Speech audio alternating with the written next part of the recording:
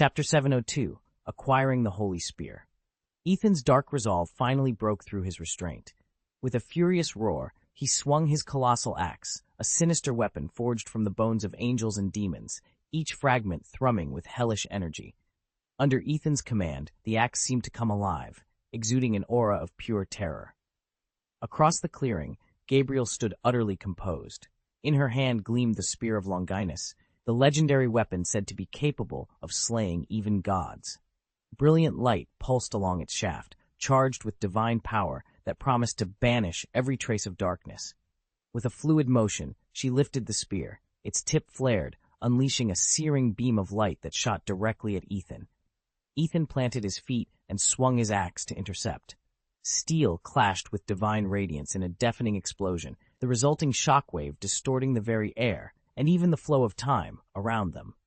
Yet Gabriel remained unfazed, her gaze fixed steadily on the battle's next turn. Gabriel had become one with the Spear of Longinus, the very embodiment of its divine power. Her gaze was steely and cold, utterly impervious to any darkness or evil the world could muster. Manming staggered beneath that force, retreating step by terrified step. He had never imagined her might so overwhelming that his axe would shatter against the spear's thrust. "Shall we continue?" Gabriel's voice was calm and composed, as undisturbed as a still lake. A chill ran through Manming. Deep down, he knew Gabriel had allied with him not out of friendship but to plunge the world into hell, testing the limits of human faith and will. His recent defeat had been no mere skirmish, it was a demonstration of his own insignificance. Swallowing his fear, he forced a grin that revealed razor-sharp teeth. "Ha ha ha, Gabriel, you know I was only joking." His laughter echoed hollowly in the empty air. With mock nonchalance, he sheathed his axe and spread his hands in a gesture of peace. Yet in his eyes flickered a cunning, vicious light that spoke of darker intentions still. Gabriel gave a curt nod, acknowledging Mammon's words, but his eyes never wavered. He knew their so-called alliance had been built on lies and deception from the start, and that one day Mammon's hypocrisy would be exposed, just as his own would be. "Very well," Gabriel said, turning on his heel. "The world will be yours." Mammon watched Gabriel's retreating silhouette and felt a surge of anger and frustration. Everywhere he looked, events were careening out of his control. He'd seen Los Angeles consumed by demonic fire. He'd seen Constantine in chains before him. Yet despite all the power at his side, he was powerless to change the course of things. The demons guarding Constantine had no interest in killing him, but they cared even less about letting him speak. They'd torn out his tongue, leaving him to stare at them in mute terror, his only sounds a ragged "Abba, Abba." Mammon approached the bound man, taking in the wet gleam of freshly torn flesh. A dark satisfaction bloomed inside him. Constantine was far worse off than dead. He was helpless, humiliated, broken, and that was exactly what Mammon had wanted to see. "Constantine, how are you feeling?" Menmeng asked, a cruel grin on his lips. If he weren't still wary of his father's wrath, he would have ripped Constantine's soul from his body by now.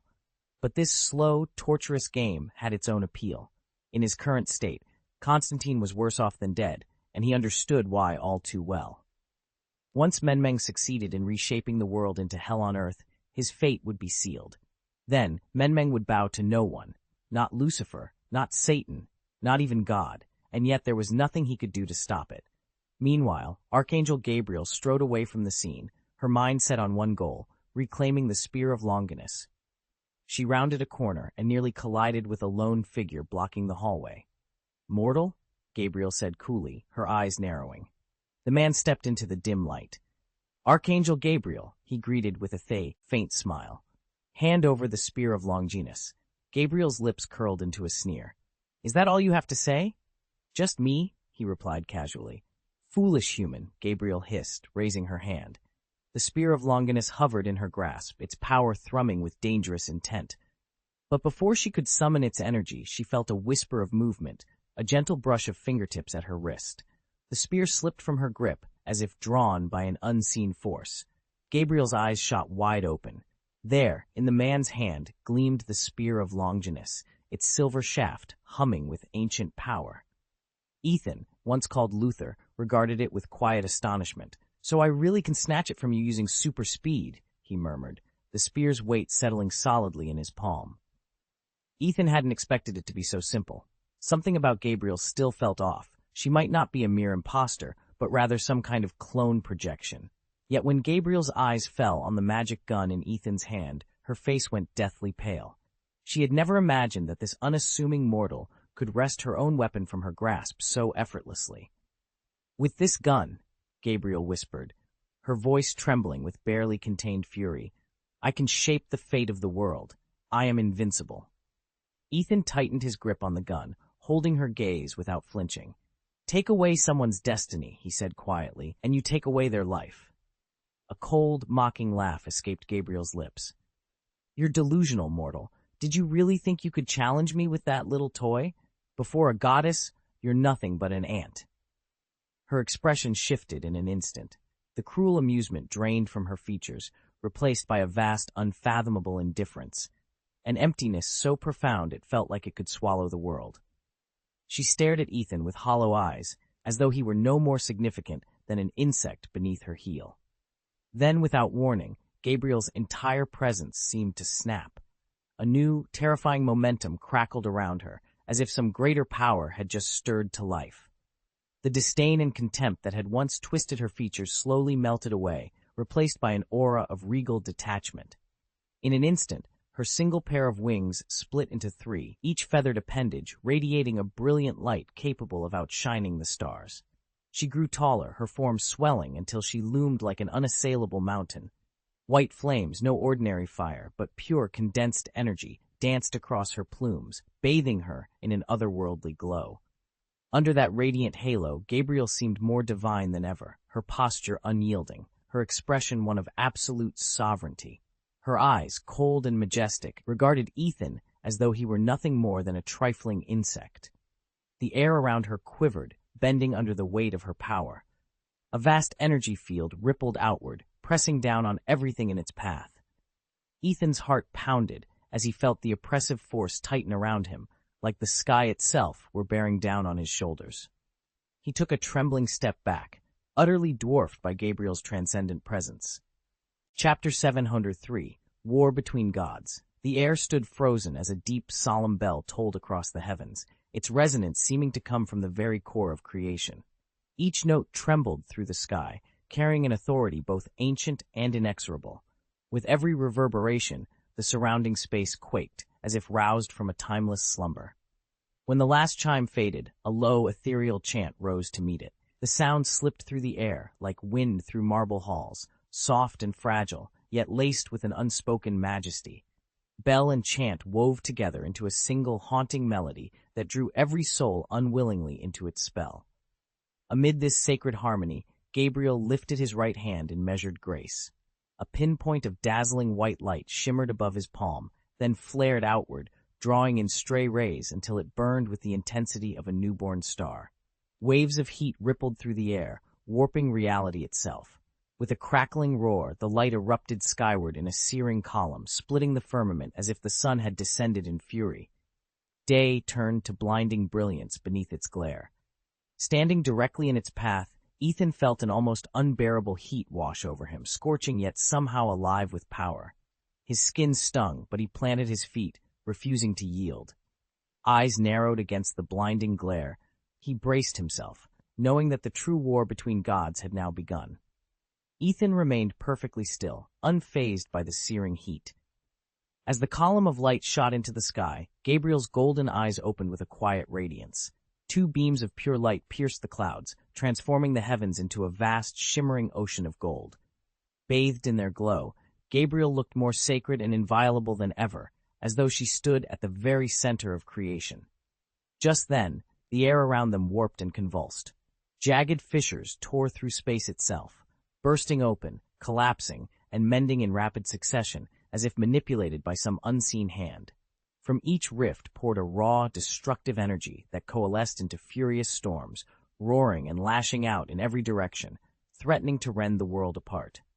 Still, between Gabriel and Ethan, those energy storms could do nothing more than flicker and dissipate. Like a steadfast beacon in a raging tempest, they stood their ground, unshaken by wind or storm. "The spectacle is impressive," Ethan muttered, "but it's all flash and no substance." He planted his feet and gripped the holy spear Longinus. Under the pale moonlight, its tip shimmered like liquid silver, a razor's edge that seemed capable of slicing through any darkness. With a shrill whistle, he launched the spear straight at Gabriel. In an instant, the weapon became a streak of brilliant light, hurtling toward her heart. Gabriel's eyes widened. Even as an angel, she wasn't immune to mortal wounds. If the Longinus pierced her, she could be gravely injured, or worse, killed.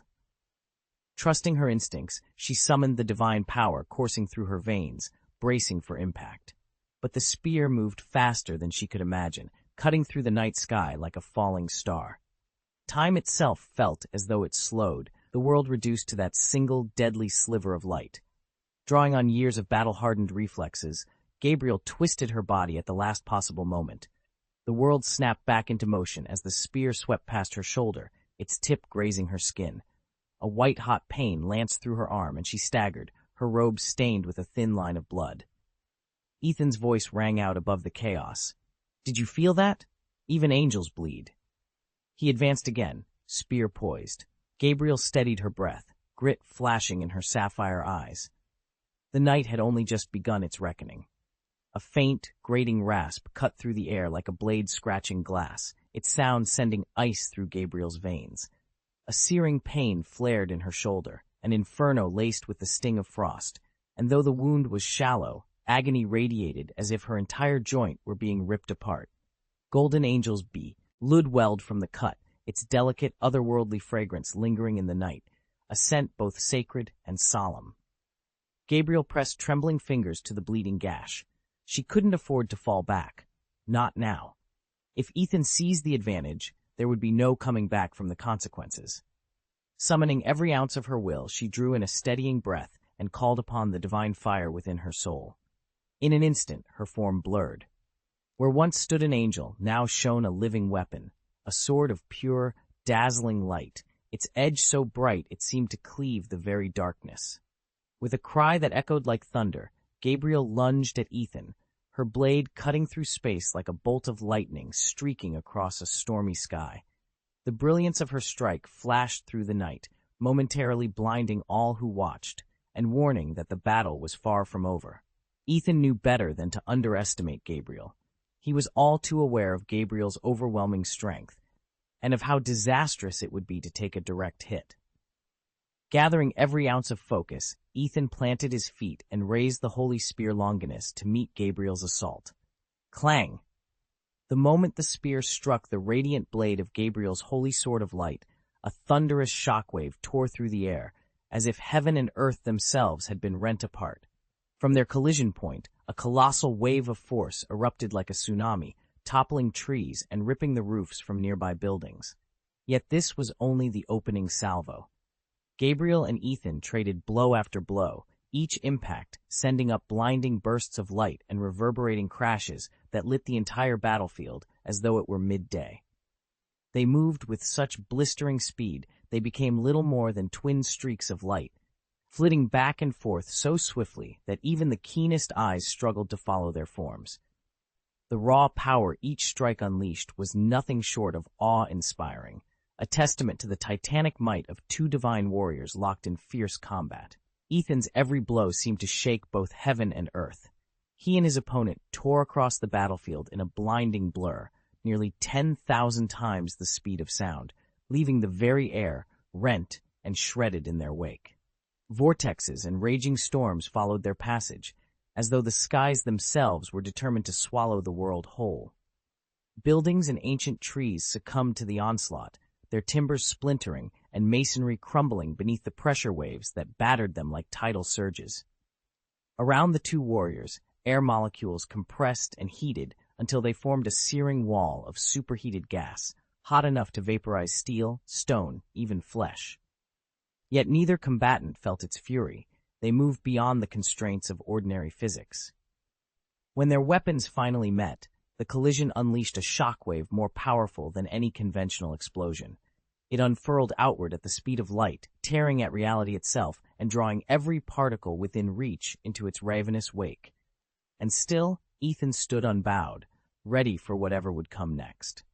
Ethan unleashed a surge of power so immense that it tore the fabric of reality itself, ripping open a fleeting rift in space and time.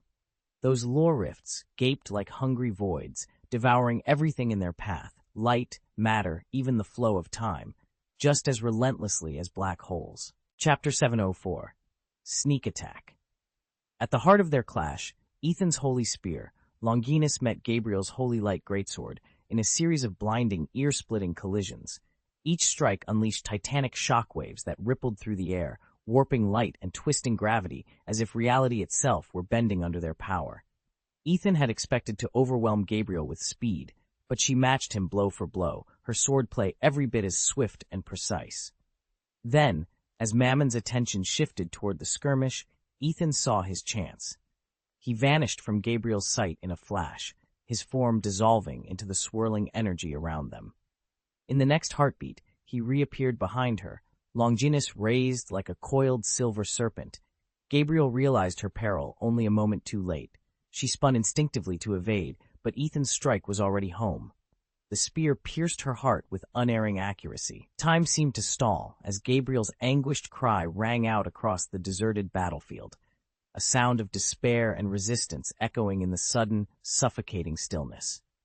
She stared in stunned disbelief at the holy spear's tip protruding from her back and piercing her chest. Never had she imagined that Ethan could overthrow her. Just moments ago, she had believed her power and vitality were boundless, that she would forever stand as heaven's unbreakable guardian, protector of all living things. Now, invisible chains seemed to bind her limbs, rendering her immobile. An icy chill crept into her bones, cold and cruel as the depths of hell itself, as the frost slithered along the spear's shaft into her veins. Gabriel's body shook violently. She could feel that merciless cold gnawing away at her life force. Though she had once drawn upon endless reserves of strength, in this instant she felt utterly drained, as if every ounce of vitality had been stolen from her. The freezing darkness spread rapidly from her chest until it consumed her entire being. Desperation flared. Gabriel reached out and gripped the spear's tip, determined to halt the invasion of cold. The moment her fingertips touched the metal, a fierce wave of frost surged up her arms, as if seeking to freeze her blood in midstream. Her face drained of all color, and her body trembled uncontrollably under the spear's relentless, ice-cold curse. Ethan stared down at himself in disbelief.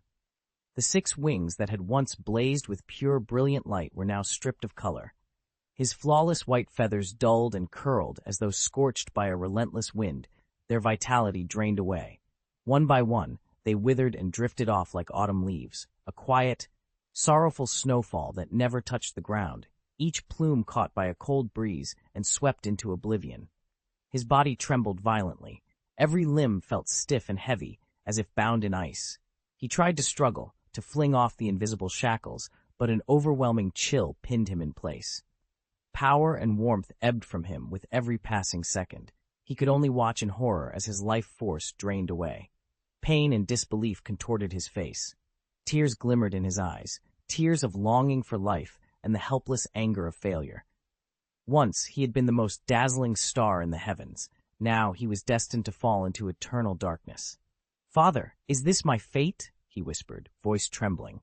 A bitter hopelessness welled up inside him. His final moments would be a mockery of the glory he once embodied.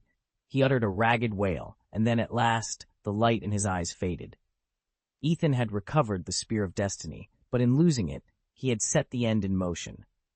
Now he stood over the fallen Archangel Gabriel as she collapsed to the frozen ground, her body trembling in the cutting wind.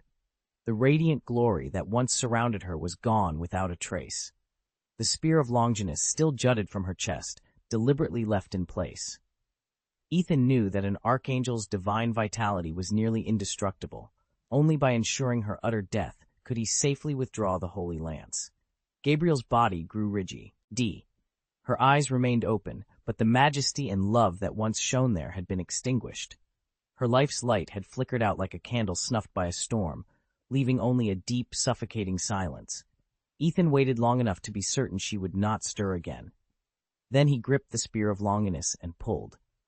The weapon slid free with a wet sound, its shaft stained by the mingled blood of Christ and Gabriel herself. Holding the lance aloft, he whispered, "An instrument baptized in the blood of Jesus and Gabriel, its power has only grown." With solemn care, Ethan reshaped the spear back to its true form. The shaft coalesced and hardened, revealing its terrible secret. It had been crafted from Gabriel's own crystalline spine, forging a weapon of divine horror unlike any other. Ethan retracted the spear of Longinus from Gabriel's chest. Where once stood an archangel, now lay a still form. The Holy Lance's power had utterly severed Gabriel's soul, making it impossible for her essence ever to be drawn into Mammon's dark designs. "Next," Ethan murmured, voice steely, "I finish this." In the instant that followed, he vanished. High atop the ruined cathedral spire, Mammon had sensed the titanic clash. Their duel had raged at nearly 10,000 times the speed of sound, a whirling storm of steel and light that ordinary eyes would have missed in a heartbeat. Yet he watched every fleeting moment. Gabriel lay motionless at Ethan's feet. Mammon's crimson gaze widened. Gabriel, dead? His voice cracked with disbelief. The archangel had been near immortal, her power transcending time itself. Who, he wondered in icy dread, could possibly slay her with the spear of Longinus? The grim answer pressed in on him. Only a handful of beings in all creation might match an archangel's might, and none so bold, none so lethal. Before Mammon could summon even a shield of shadow, a sudden, unbearable pressure crushed the air around him. His pupils constricted as a searing pain exploded in his chest. He barely had time to register, the spearhead piercing his armor. Ethan reappeared in a blink, cloak snapping around him like a silken blade. He knelt beside Mammon, lowering the spear of Longinus until the archdemon's frantic heaving subsided into eerie stillness. Ethan rose and sheathed the lance. The cathedral's shattered stained glass rattled in the wind, casting fractured light across the scene. In that hush, it was clear. Mammon's reign of avarice and corruption had come to an abrupt, decisive end. Ethan turned away without a word, already sprinting toward the horizon. His superhuman speed left only a gust of wind and the fading echo of his purpose, to press on to the next threat, forging destiny in the wake of fallen angels and silent demons alike. Mammon's overconfidence left him flat-footed. He hadn't adjusted his defenses in time, and Ethan's attack struck home before he could even react. Normally, an assault like this would barely faze the Lord of Greed, but this weapon was different. When its tip pierced his chest, a wave of searing pain rippled through him, and Mammon's usual arrogance gave way to outright panic. "Longinus," he croaked, dread coloring his tone. The very name felt like a curse, an omen of irrevocable ruin. For the first time, Mammon understood true fear as the world around him seemed to shatter. His body trembled, flesh and bone unraveling into drifting shards of shadow.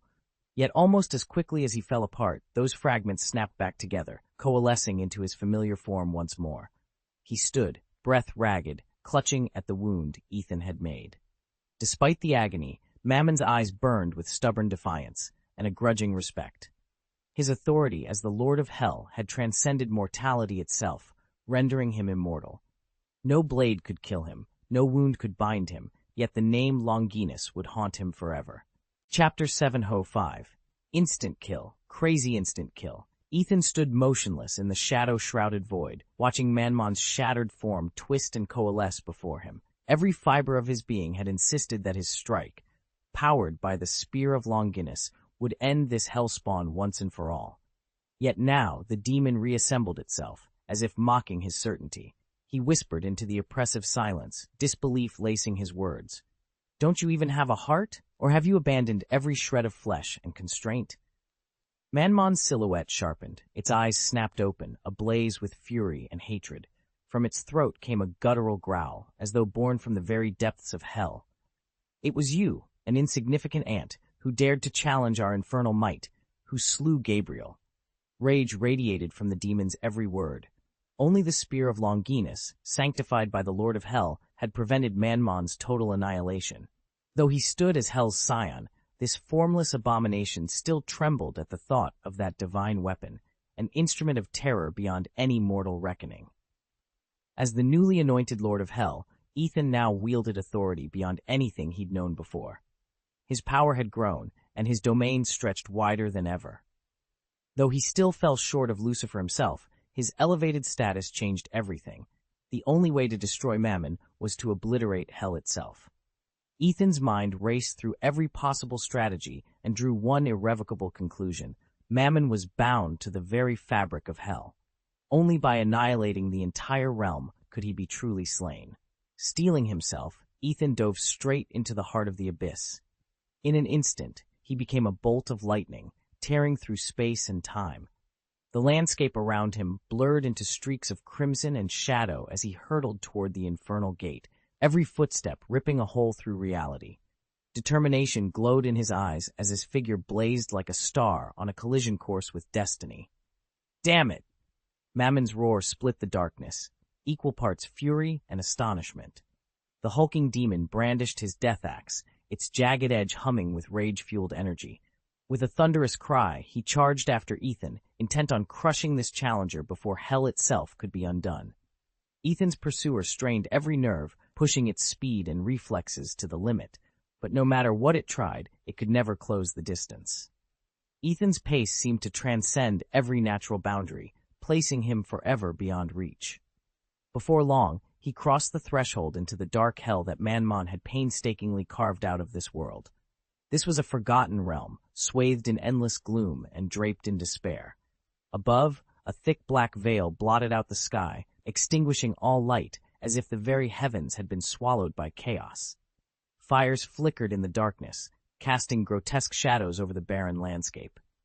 But these were no hopeful embers. They were sulphurous flames of torment, devouring the cravings and madness of the demons themselves. The stench of sulphur stung his nostrils, and from the shadows rose low, horrifying roars that made his blood run cold. All around him, demons and devils of every shape and size screamed and fought. Some lumbered forward on massive, distorted limbs, their faces twisted into expressions of eternal rage, like the monsters of ancient nightmares. Others slinked through the darkness on slender claws, masters of disguise, waiting patiently for the chance to pounce on unsuspecting prey. Ethan paused for a moment, steadying his breath. Here, in Manmon's hell, every step threatened madness, every flicker of flame a reminder of the despair waiting to consume him. Yet he pressed on, determined to face whatever horrors lurked in the shadows. Ethan plunged into the heart of the infernal battlefield, where demons and devils reveled in carnage and death, each clash a display of their twisted cruelty and raw power. Yet where others saw terror, he saw only targets. Spear in hand, he charged forward with unwavering resolve. Every swing cleaved through swarms of fiends. Tens of thousands fell before him, their bodies collapsing like shattered statues under his relentless assault. Undeterred by the stench of brimstone and blood, Ethan pressed on. Wave after wave of snarling monsters surged at him, only to be cut down in a single, decisive stroke.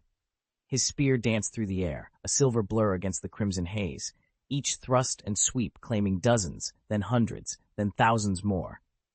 To Ethan, they might as well have been corpses already, so utterly hopeless was their resistance. At last, he strode into the shadow of Manmon's throne.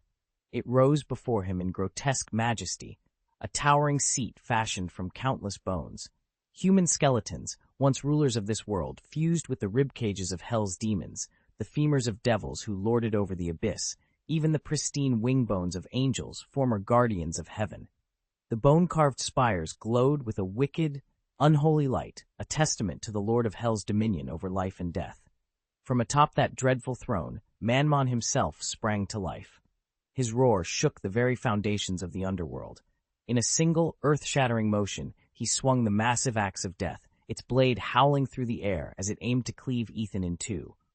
The battle for the soul of hell had truly begun. Manmon's axe radiated a malevolent darkness, the very essence of death made weapon. Yet Ethan stood his ground. With a savage cry, he braced himself and thrust the spear of Longinus through the obsidian throne. The strike hit like lightning, tearing the infernal seat in splinters. Manmon screamed as the spear's tip pierced his dark flesh, but Ethan was far from finished. Raising the spear of Longinus, Ethan unleashed a furious whirlwind of strikes. Each sweep cleaved through tens of thousands of demons and devils as if they were nothing more than brittle twigs. Against his relentless assault, they were ants beneath a storm, their frantic wails snuffed out by the ever-encroaching blackness. Limbs and torso splintered and dissolved into drifting clouds of rancid mist, leaving only the stench of corruption to linger. Ethan's eyes burned with ruthless triumph. "Let's see how many times you can be resurrected," he taunted, voice echoing through the void. In that moment, he was like the Monkey King rampaging through the heavenly palace, an unstoppable force of vengeance laid bare. Ethan stormed through Mamon's hell 7 times in the blink of an eye, and by the time he finished, hundreds of millions of demons and devils lay dead. His twin pistols had reached an almost inconceivable firing rate, 100 million shots per second, each bullet tearing through flesh before its victim even knew what hit them. Mamon himself tried to retaliate, speeding up over and over to dodge the onslaught, but each time he surged, Ethan's guns found him anew, riddling his body with holes from crown to sole. Hell rang with the Demon Lord's cries as he died and revived, over and over, stripped of any power to fight back. Worse still, with every soul in his domain exterminated, hell itself began to unravel. Infernal fires sputtered, tortured screams fell silent, and the pillars of torment started to collapse. "Impossible! This can't be happening!" Mamon screamed, feeling the icy hand of death closing around him. He sensed his own end drawing near. Once his realm was destroyed and the holy spear Longinus struck true, nothing would save him. After more than 180 million deaths, the last vestiges of Mamon's hell crumbled into ash and shadow. The Demon Lord's empire of suffering lay in ruins, and with it, his immortality was finally dead. Chapter 7-6. Meeting with Lucifer. Ethan's super speed didn't just rival the Flash's, it exceeded it. Blessed with transcendent power, he could accelerate his body far beyond the constraints of physics and cosmic law, achieving virtually infinite velocity. Mammon stood no chance. It couldn't even comprehend how Ethan pulled it off. As the foundations of hell began to shudder and collapse, Mammon found itself utterly defenseless against the holy spear Longinus. With a single flawless strike, Ethan impaled Mammon on the weapon, fixing him to his own infernal throne. Ethan didn't bother to reclaim the spear. What did the destiny of the DC universe matter to a Kryptonian who wielded such overwhelming power? Constantine. In the blink of an eye, Ethan materialized at Constantine's side. The warlock had watched in stunned awe as Ethan shattered Mammon's defenses. Now excitement gleamed in his eyes. In that moment, Ethan looked every bit the ally Constantine had been hoping to find. In other words, you need to make friends with him so you can use him to avert disasters, and compared to any other ally, Ethan is far tougher. He could be called upon hundreds of times without breaking. If the demon hadn't torn out his tongue and rendered him mute, Constantine would still be babbling away. But Ethan clearly had no intention of rescuing him. "You should go home, Constantine," Ethan said. "Back to hell." Then he delivered a brutal kick to Constantine's throat. Constantine never imagined Ethan would turn on him like this. Was he really so loathed by God and the spirits? He'd never met Ethan before, and now, as his life slipped away, time itself seemed to constrict around him. Every sound went silent, every motion froze. It was as though the world had become a paused painting, colors and shapes locked in place, unable to shift or fade. The relentless current of time stilled, an icebound river suspended in mid-flow. Constantine hovered on the razor's edge between life and death. Ethan froze as a low, guttural chant drifted into his ears, an otherworldly summons steeped in malice, as if reaching up from the very pits of hell. A single word echoed through the gloom. "Ethan." Then, without warning, a figure in a flawless white suit materialized before him. He hadn't fallen from the sky so much as stepped through some invisible veil, as if he'd been summoned from beyond reality. The air around him grew heavy, thick with an unseen pressure that made Ethan's skin crawl.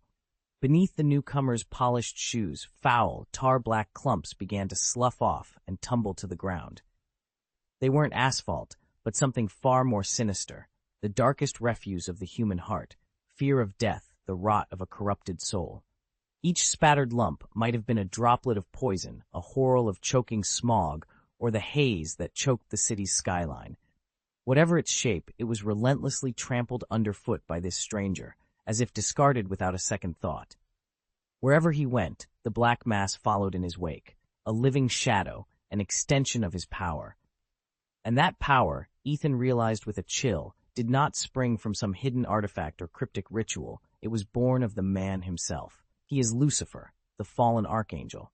And now he stood before Ethan, an angel no longer, but the harbinger of humanity's deepest terrors. Ethan's fall and the source of his power. Long ago, dissatisfied with heaven's decrees, he rebelled against the celestial order and chose to cast himself into hell. There he seized the throne. Wherever his feet touched, that territory became his domain, his authority. His very name inspires fear, his presence, awe. Yet the true wellspring of his power remains shrouded in rumor. Some say that to cross the boundary between life and death, a traveler must wade through water. When Jiakong ventured into hell in search of Angela, he stepped into a mysterious pool that served as the veil's threshold. By this logic, Ethan too must have used water as his conduit to the mortal realm. But hell contains no water, only a viscous tar-lye, key substance that drips from its blackened walls. So he harnessed that gloomy matter, tainted by human terror and despair, as his bridge between worlds. Still, Ethan despised the foul medium. He used it only because he could not shed it. A more incredible and truer account tells of the Great War in heaven. As Ethan led his rebellion, an archangel struck him with molten asphalt, dousing his feet in that grim essence. This substance was not merely physical but spiritual, the embodiment of mankind's deepest fears and despairs. In that moment, it fused to his very soul, becoming the unshakable shadow he carries to this day. Hell is a land without water, only tar, and it is this smoldering, asphalt-like substance that Lucifer uses to cross into our world. When he emerged, Ethan's eyes widened with terror and despair. He knew there was no fleeing the monarch of hell. He could only stand and face his fate. Yet even in that moment, a spark of defiance and anger burned within him. Lucifer surveyed Ethan with an amused, mocking gaze. Dark power clung to his feet as he stood at the boundary between life and death, heralding his arrival with palpable dread. His eyes seemed to pierce time itself, locking onto the dying man before him. He saw Ethan's fear, his hopelessness, and beyond that, the unguarded truth of his soul. With slow, deliberate steps, Lucifer closed the distance. His voice was cold and resonant. "Ethan, you believed you could walk between our world and hell, didn't you? Yet here you lie, defeated. Did you truly expect a different outcome?" A cruel smile danced on his lips. "As promised, I have come to claim your soul myself."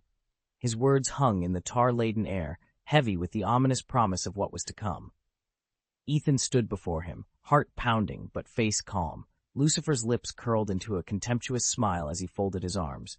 "I've arranged a little theme park for you in hell," he drawled, voice dripping with mockery. "I think you'll love it." His gaze was ice-cold, but it held something darker still, an unspoken promise of suffering beyond death. Ethan felt the weight of that threat, knew that Lucifer intended not merely to kill him, but to consign him to an eternity of torment, and yet he refused to back down. "Excuse me, Mr. Lucifer." The single, measured statement shattered Lucifer's composure. He whirled around in surprise.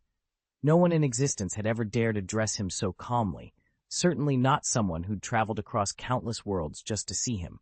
Ethan had absorbed the light of multiple universes. Still, he had never believed he could stand his ground against the Lord of Lies. But then Lucifer gave a slow, deliberate nod. "I know you." At those words, the air around Lucifer shimmered. His imposing, shadow-clad form blurred and shifted, finally resolving into something utterly unexpected. The sleek, feminine bartender from a little Los Angeles bar. Hair dyed silver, eyes glinting with mischievous intelligence, he offered Ethan a wry smile, one that spoke of hidden depths and secrets yet to unfold. Chapter 707 Lucifer, I envy you. You know who I am? Ethan studied the figure before him, Lucifer, but not the familiar blonde, devilish version from the comics.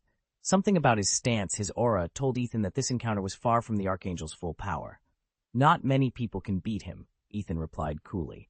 Lucifer's lips curved into a slow, knowing smile. He spoke with deliberate calm. "And yet, here you stand." He took a step closer, eyes glinting with amusement and something darker. "Let me tell you a story. In the DC universe, hell exists on an entirely different plane of reality. Only those born of demons, celestial beings of sufficient rank, or souls barred from heaven ever cross its threshold. Ironically, the very origin of hell is itself a tangled comic book contradiction. In Lucifer Vol. 3 No. 15, 2020, we learn that the Archangel once led a revolt in heaven, failed, of course, and was cast down by God into a vacant void that would become the underworld. As the first guilty souls trickled in, Lucifer, never having understood human frailty, experimented on them with such merciless methods that they became the rack and scourge of the damned.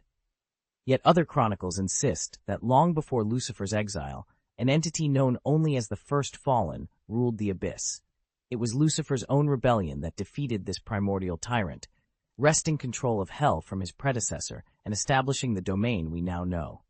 Lucifer paused, letting the weight of his voice settle over Ethan like a shadow. Now you know why it matters, and why I'm here. Ethan braced himself. The real reckoning was only just beginning. In hell, souls are the universal currency. Mortal beings, or any sentient creature, may enter into a soul-for-power bargain with a demon, sealed through ritual. In exchange for supernatural abilities, wealth, or fame, they pledge their souls. Once they die, their essence automatically becomes the demon's property. Hell even maintains official bureaus to appraise soul values and to broker their trade as if they were rare gemstones or stocks. Time itself runs at a vastly different pace in hell. What passes as one full day on Earth amounts to barely a single minute in the infernal realms. The hierarchy of hell varies across comic book universes. In Marvel's version, every demon lord styles himself Satan before his own followers, but no one demon presides over all the hell dimensions. Claiming that crown would be tantamount to declaring war on every other lord. The DC universe takes a more centralized approach. There, Satan, often called the devil, is the acknowledged ruler of hell.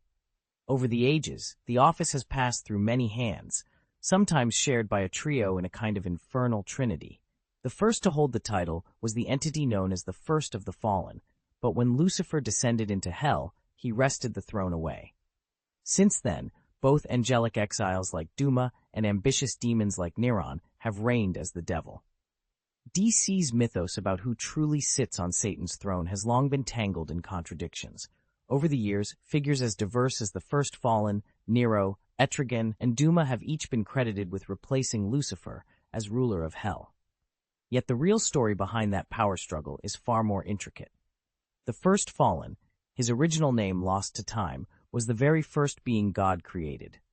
He was fashioned as God's companion, the living embodiment of divine conscience.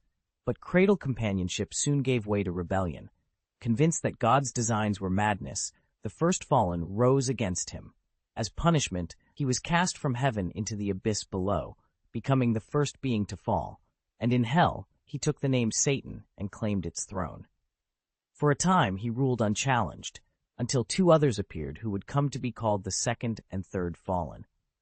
To avert all-out war among the new claimants, the First Fallen divided his own power, forging a triumvirate to govern hell in uneasy balance. Despite their titles, neither the Second nor the Third Fallen had ever been angels. Both were prodigiously powerful demons who'd seized on the chaos of the First Fallen's rebellion. This shaky equilibrium endured only until the arrival of the fourth exile, Lucifer, the most radiant of all God's angels next to his only son. Upon crashing into hell's depths, Lucifer wasted no time overthrowing the First Fallen and claiming the infernal throne for himself. Yet even that didn't settle matters once and for all. In a twist no one saw coming, Lucifer would later abdicate, restoring the mantle of Satan to the First Fallen, proving that, in hell, power is as shifting and unstable as the fires that forge it. Don't be absurd. I simply refused his power. Ethan shrugged, unconcerned. The Almighty might be benevolent, but even a harmless remark could draw unwanted scrutiny. Best not to invite trouble. Lucifer's lips curved into an approving smile. He admired Ethan's stance. After all, like himself, Ethan yearned for true free will, freedom from the influence of his father and creator, Yahweh. His casual refusal spoke volumes, as if he'd been born into abundance yet recognized the weight of those blessings. Lucifer himself wielded near omnipotent divine power. Unlike the other fallen angels who had lost their original holiness, he remained God's most flawless creation. Even banished to the depths of hell, his celestial brilliance endured, and his command over cause and effect was unbroken. Known as the Morning Star, or the Will of God, he could bend any event to his purpose. From the tiniest living being to the vast expanse of the multiverse, creation and destruction alike answered to his will. From what Mengjun and Destiny revealed, Lucifer's power eclipses that of any of the Endless. In fact, in Lucifer Vol. 3, Destiny himself confesses that Lucifer could, and perhaps would, end him if he chose. Only Michael and God stand on equal footing, capable of matching or exceeding his might. There are exceptions. Elaine, for example, ascended to the throne of God, but none diminish Lucifer's place among the DC Universe's supreme beings. Beneath his polished appearance lurks immeasurable darkness and the shape of a vast, ferocious beast. That, too, is Lucifer's true nature. He inclines his head toward Ethan, the only being he has ever met, who seems entirely free of constraint. "I admire your audacity," Lucifer says, his tone almost gentle. "But tell me, Ethan, what is it you want from me?" Lucifer's curiosity is genuine. In all creation, gods, demons, angels, even the endless, none have transcended the cosmic laws that bind reality. Not even God himself can flout those invisible rules.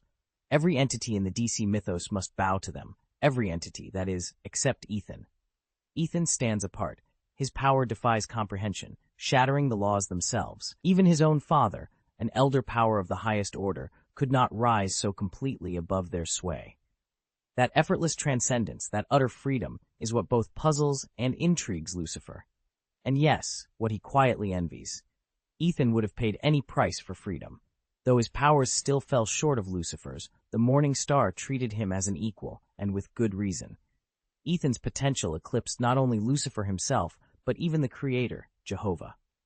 It was a future beyond contest, a destiny neither avoidable nor reversible. For Lucifer, befriending a being with limitless promise was a shrewd investment. Yet Lucifer's favor wasn't unique. Jehovah, too, had lavished gifts upon Ethan, countless bestowals of power and ceaseless attention. Even Michael, the archangel, had never been under such close, constant watch. When Jehovah first endowed Ethan with strength, the father had hoped for another stalwart champion to stand beside Michael. Though Michael shared in the father's favor, Ethan alone earned the Creator's unblinking gaze around the clock. Ethan himself remained blissfully unaware of this divine scrutiny, but Lucifer saw it all. Jehovah's unwavering interest in the young angel who might one day transcend both heaven's brightest T-Archangel and its Most High. That single silent devotion spoke volumes of Ethan's place in the unfolding tapestry of eternity. Chapter 708, Research. "I need the key to other multiverses," Ethan said, his voice steady. Lucifer stopped and turned to face him, surprise flickering in his crimson eyes. "Is that all?" Ethan met his gaze. "You claim you can open doors into parallel universes. That's exactly what I want." Lucifer studied him for a long moment. He knew what Ethan was asking. Granting him archangelic power would elevate Ethan above every being in the DC cosmos, on par with Michael, even myself. God's attention had already marked Ethan as extraordinary. With that gift, he might surpass us both. Yet the young man refused to accept it. "I don't want it," Ethan said, shaking his head. His tone was calm but resolute, as though he were announcing a fundamental truth. He saw an endless future laid out before him, one he intended to build on his own merits, without relying on borrowed might. "No, thank you." Lucifer's lips curved into a genuine smile, admiration shining in his gaze. He had met many mortals, but never one with such unwavering determination. He laughed softly, a sound both amused and approving. "Very well," Lucifer said. With a graceful motion, he reached into the folds of his dark cloak and withdrew a simple card etched with shifting symbols. The air around it seemed to hum with latent power. He extended it toward Ethan. "Then take this." Ethan's eyes drifted to the card, its runes flickering like distant stars. He stood silent, neither reaching for it nor turning away, as the night settled around them and destiny hung in the balance. "Don't worry. There are no tricks," Lucifer declared, his voice uncharacteristically solemn. "I would never lie. Pride forbids it." Ethan took the slender black card. Lucifer's lips curved into a smile. He was quietly amused that anyone would believe such a claim. After all, the Morning Star thrived on paradox. "John," Lucifer said softly, "it's time." In an instant, shadow erupted beneath Constantine's battered form. With a swift gesture, Lucifer seized the man's soul and drew it down into hell's yawning abyss. Constantine's anguished cry was cut short, swallowed by the void. Behind them, on an ebony throne, Memnon, Lucifer's estranged son, remained crucified and neglected. In hell, one fallen heir simply made room for another. Ethan watched, perplexed. Lucifer had long since abandoned earthly diversions. Now he confined his caprices to his own realm, staging ostentatious surrenders to lesser demons just to set hell's power dynamics ablaze. Constantine's soul was little more than a novelty. No doubt there were countless others bearing his name, locked away like specimens in a monstrous gallery. Yet Lucifer savored each small torment as if it were unique. With the card safely tucked into his coat pocket, Ethan made no move to use it.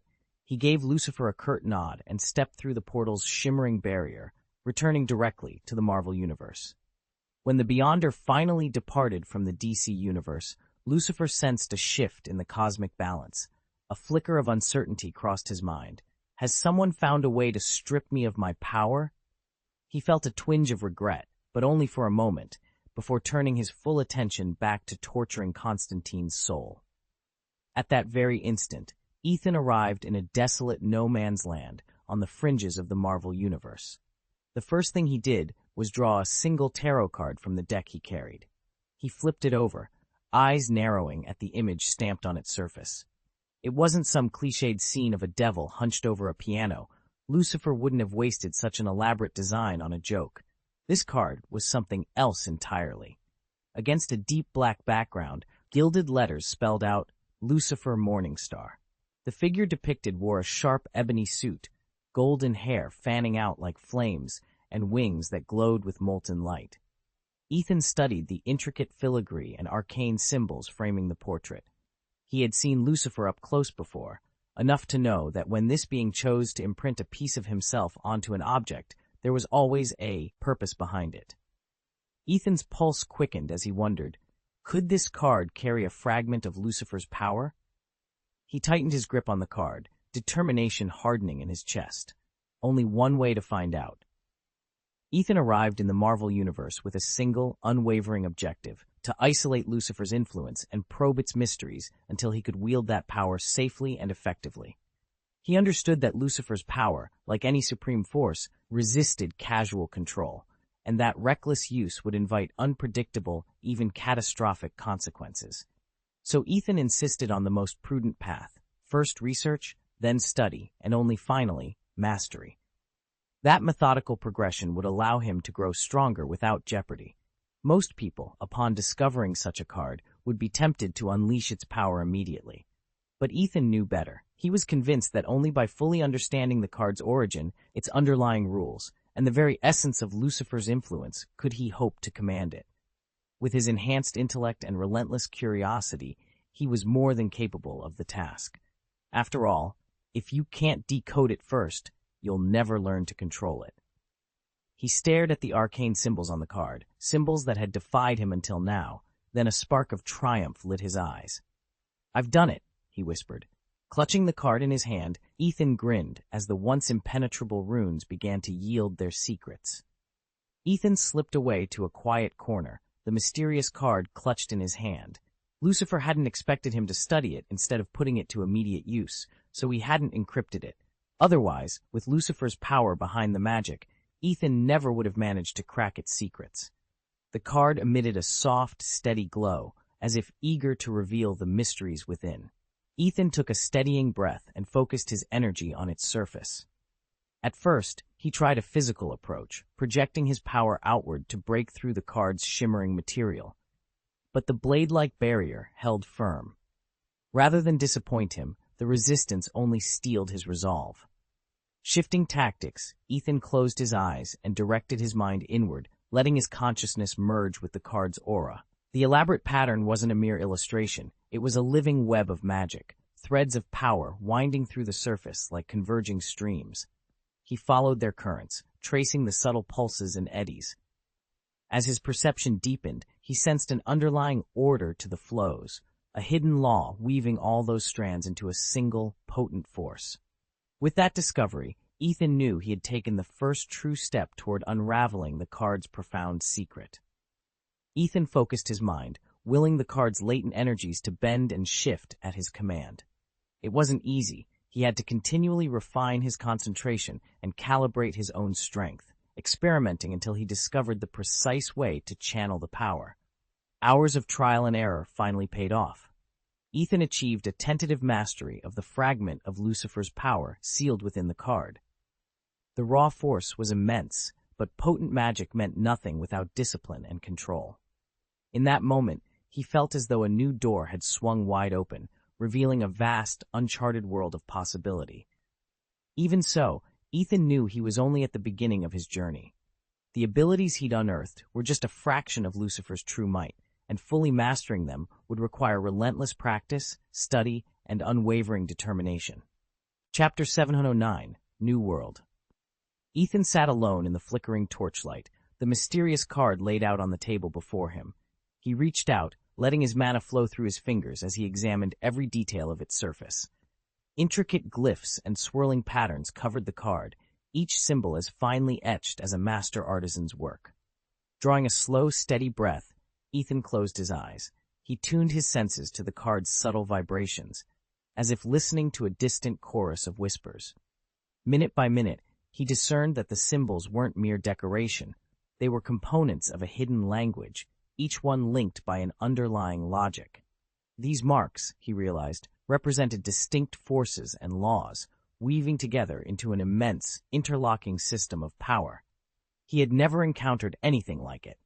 This was not the simple elemental magic or divine blessing he already knew. It was something profoundly new, brimming with untapped potential and mystery. Ethan leaned forward, voice barely above a murmur, from observation to influence, and from influence to control. That, he decided, would be his path. First to understand this new system, then to shape its energies, and finally, to command them. As the torchlight danced across the card's surface, Ethan felt the promise of transformation stirring within him. A new world of power lay waiting, and he was determined to master it. Ethan had already taken the first step in tapping into Lucifer's power. Now he aimed to awaken that energy and make it his own. Settling into a steady stance, he focused every ounce of his will on the enchanted card before him. Guiding the card's subtle energy fluctuations was a dangerous endeavor. A single lapse in concentration could send the power spiraling out of control, wreaking havoc in unpredictable ways. But Ethan refused to back down. He believed that only by confronting risk head-on could he truly master this force. With razor-sharp focus, he monitored each shift of light and heat pulsing across the card's surface. Failure followed failure, each one a harsh lesson. Yet gradually, the tremors in the card grew stronger. The air around Ethan began to hum as the energy coalesced, forming a brilliant aura that bathed him in its glow. He felt the world tilt and stretch, as though its very fabric responded to his command. In that moment, the card's power answered his call, and he knew he had bridged the final gap. This is enormous, Ethan whispered, awe and exhilaration mixing in his voice. All from a single card, and already it surpasses anything I've ever known. Ethan knew that, sooner or later, he would have to venture into the new world to trigger his next great breakthrough. But there was no need to rush. Surpassing the multiverse tier would prove far more difficult than he first imagined. He had no idea how many solar worlds he would have to conquer before reaching that level. Still, he was not discouraged. If anything, he relished the challenge ahead. With his goal in mind, Ethan turned his full attention back to the cards, their inscrutable magic symbols and swirling runes the key to his evolution. Calling on his supercharged intellect, he pored over every sigil, every pattern, every hidden annotation. As he dissected the arcane language, he began to notice subtle details even Lucifer himself had overlooked. A faint loop here, a variation in stroke there, elements that hinted at deeper, unspoken layers of power. These discoveries ignited a spark of inspiration in Ethan's mind. He drew connections between the overlooked fragments and his own nascent ability system, weaving them together into a more coherent whole. With each iteration, his control grew sharper, his spellcraft more refined. Not only did his raw strength climb, but his wisdom did as well. He saw now how these cosmic forces interwove to shape the fabric of reality itself. Days blurred into nights as Ethan immersed himself in study and experimentation.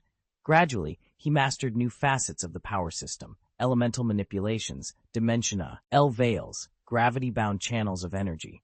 With every success, his aura flared brighter, his essence humming with raw potential. By the time he finally set aside the last tarot-like card, Ethan had transcended his former limits. He was no longer simply a student of power.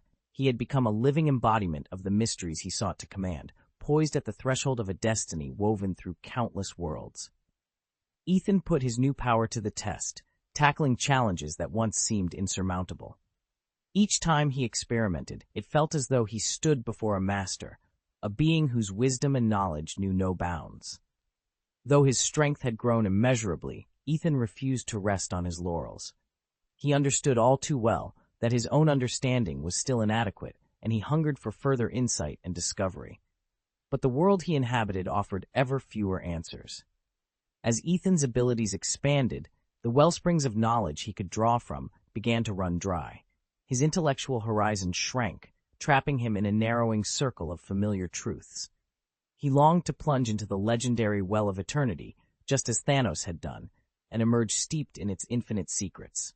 To Ethan, Lucifer embodied such a boundless treasure trove, the very source of wisdom he craved. In the vast tapestry of the Marvel Universe, few minds could match Lucifer's.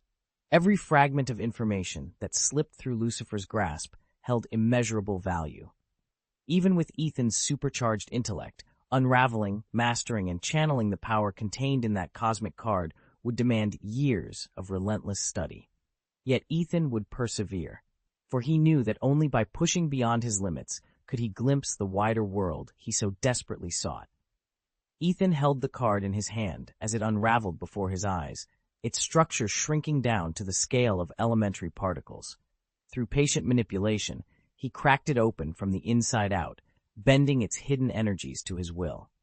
The card's surface shimmered and reformed, its intricate patterns shifting with every microscopic recombination.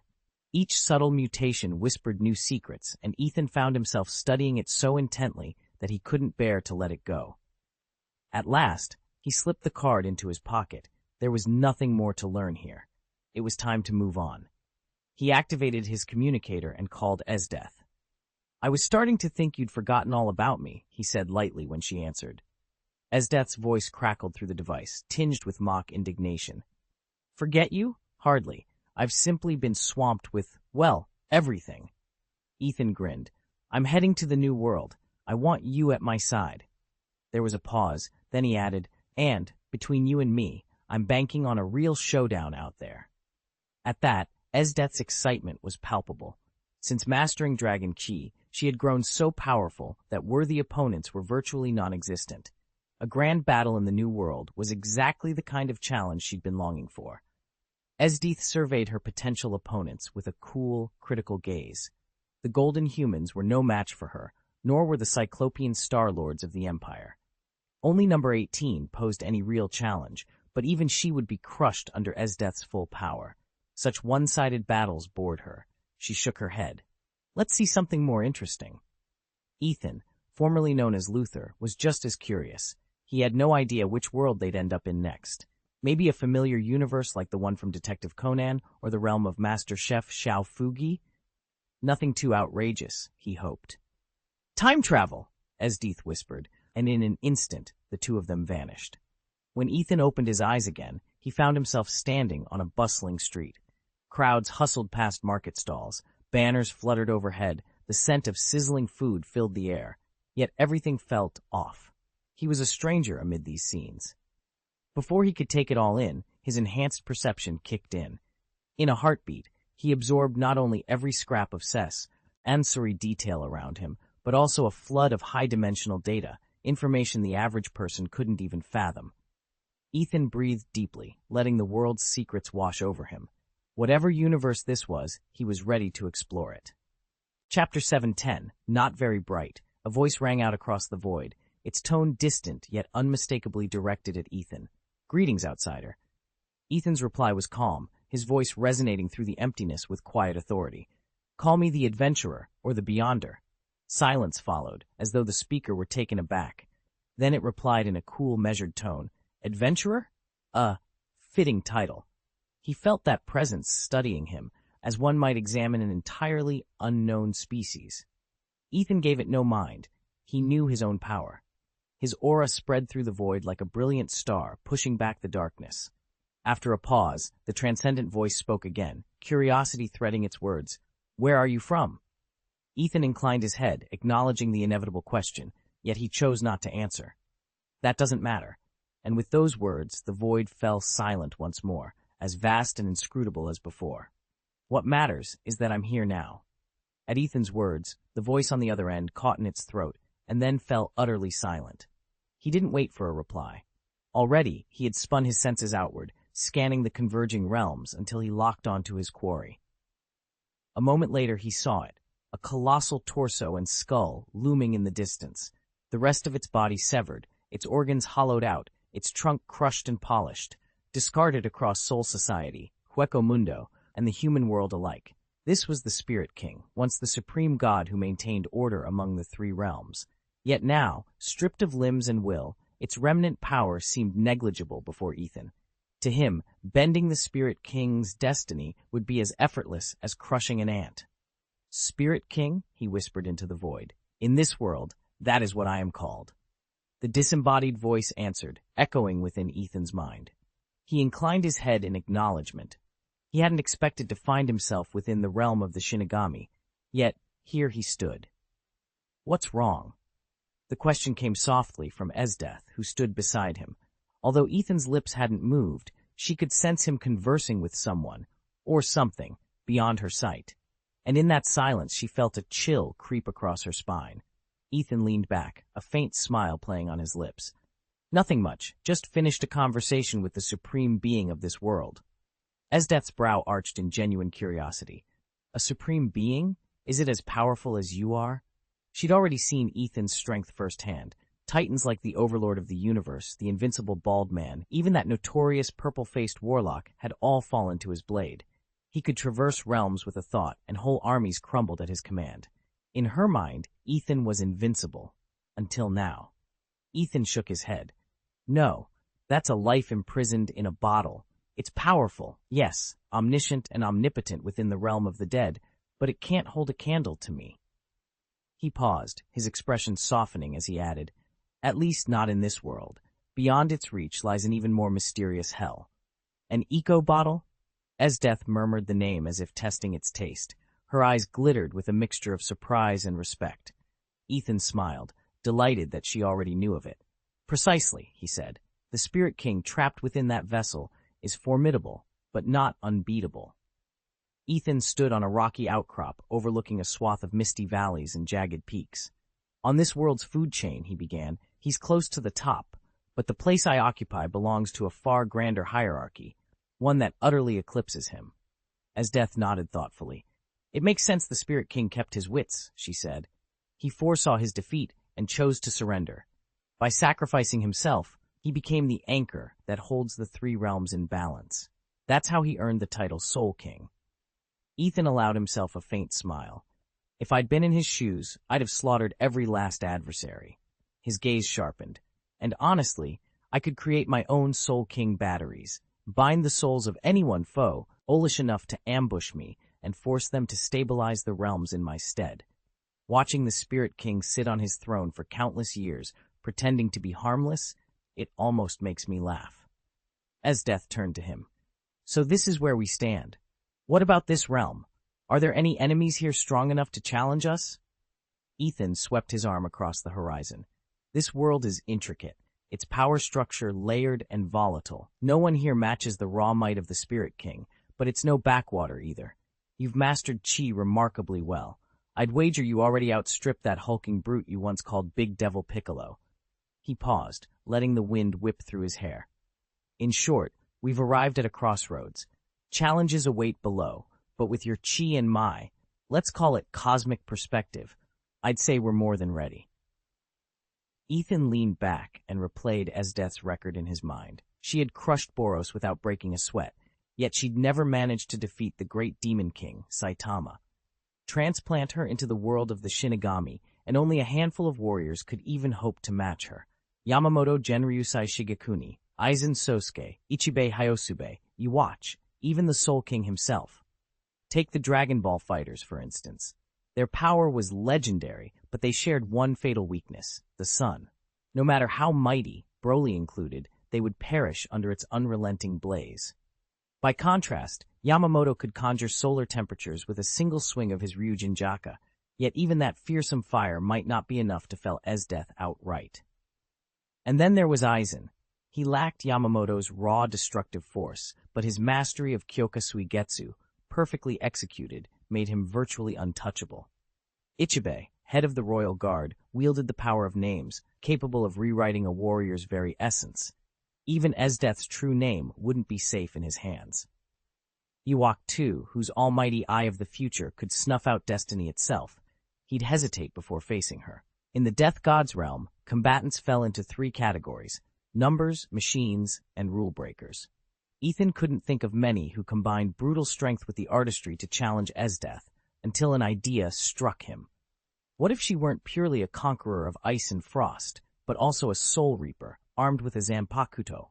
Better yet, a Hyorinmaru, the most powerful ice-type blade ever forged.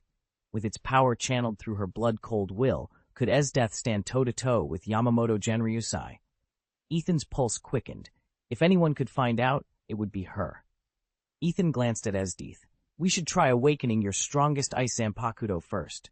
She tilted her head. "My attribute? Is it still ice?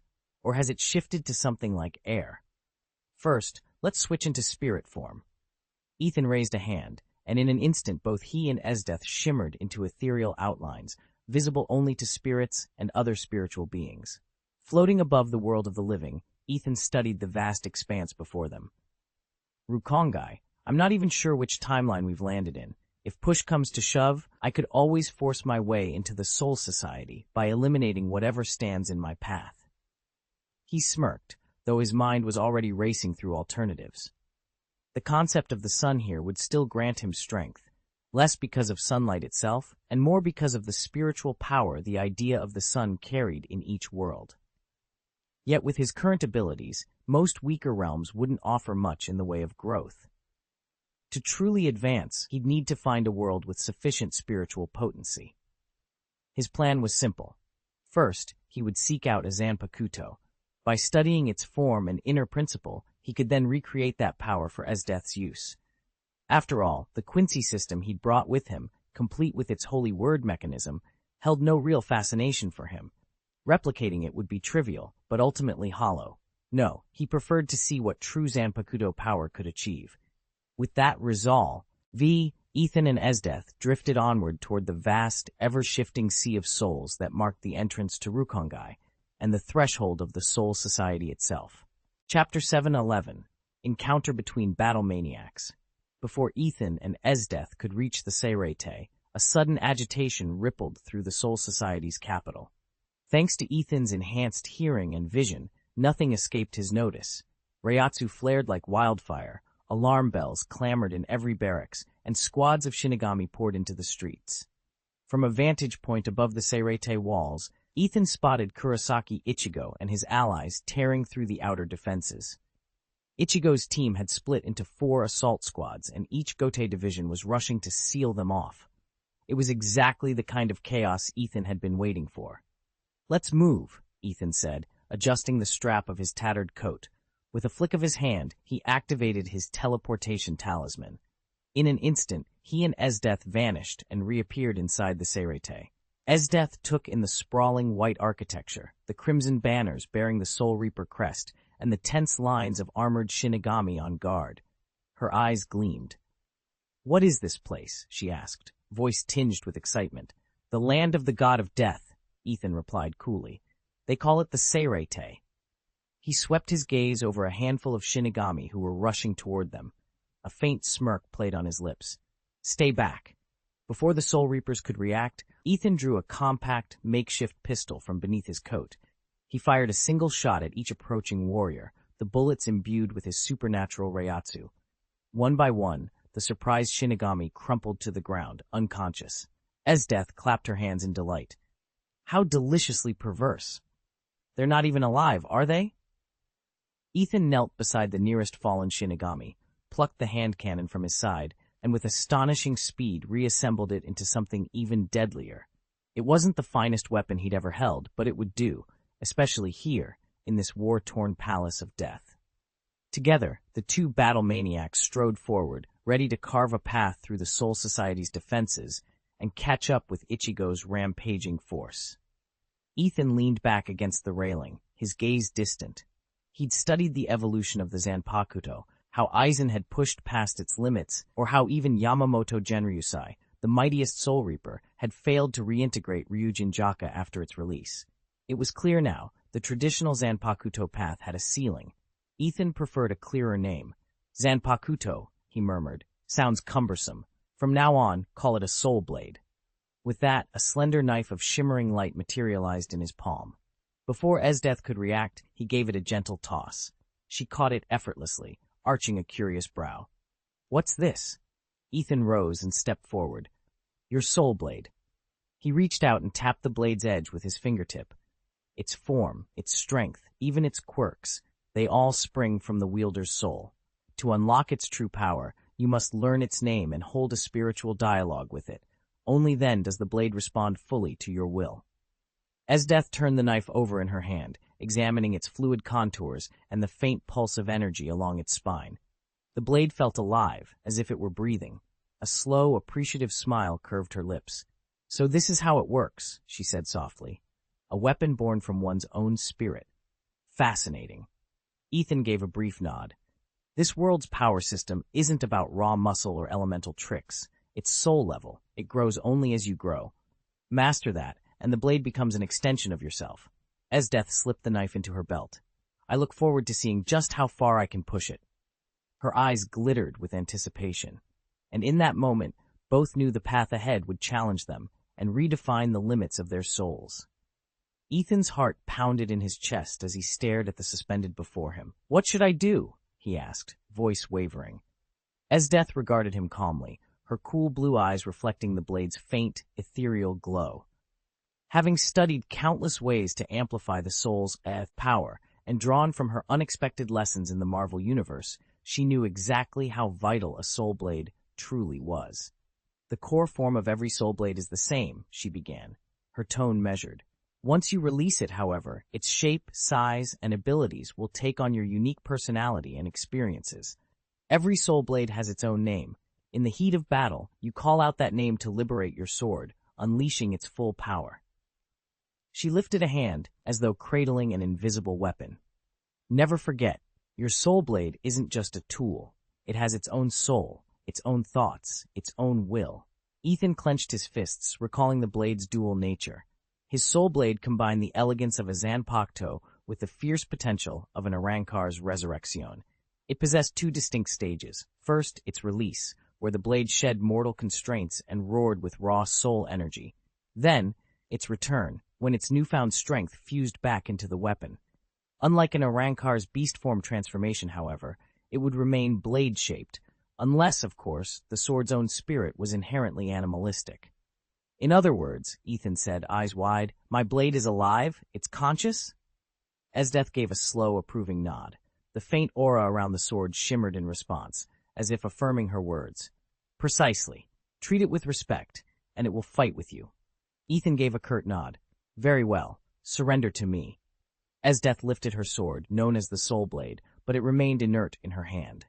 She glanced at Ethan coolly. Will your soul truly bow to you? A slow, confident smile curved Ethan's lips. It has no choice. My soul belongs to me alone. Esdeath's lips twitched in mild amusement. She squared her shoulders and gripped the soul blade's hilt. Ethan began to circle her, and she followed, blade at the ready. His voice cut the tense air. What's this? Another obstacle in my path. At that moment, 3 skeletal reapers sprang from the shadows to intercept them. Esdeath's eyes narrowed. With a single furious swing, though she hadn't yet awakened the blade's full power, she cleaved through all 3. Their shrieks faded into wet thuds as they collapsed, unmoving. Do not waste my time, Esdeath said in a low, unyielding voice. She tilted her military cap down, hiding most of her face and revealing only a pair of glacial eyes. Then she stepped over the nearest fallen reaper, as casually as if it were a discarded stone. But before she could resume her advance, Esdeath's senses screamed.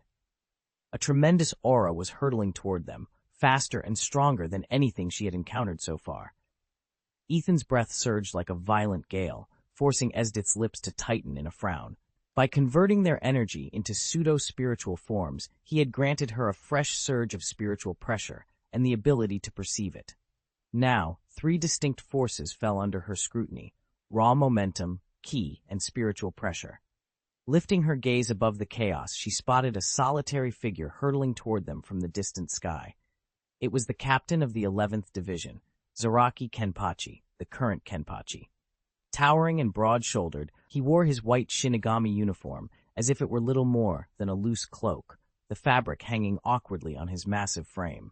A jagged eye patch covered his left eye, and a single bell tinkled from his spiky hair, each step ringing with eager anticipation.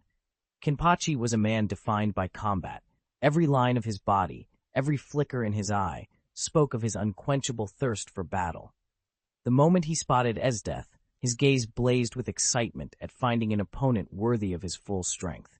"Are you the strongest?" he rumbled, a feral grin splitting his face as battle lust throbbed in his voice. Ethan's heart thundered in his chest.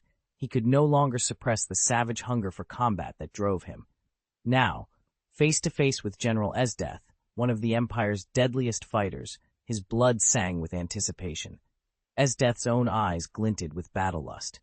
She admired him at a glance, a true warrior consumed by the fight.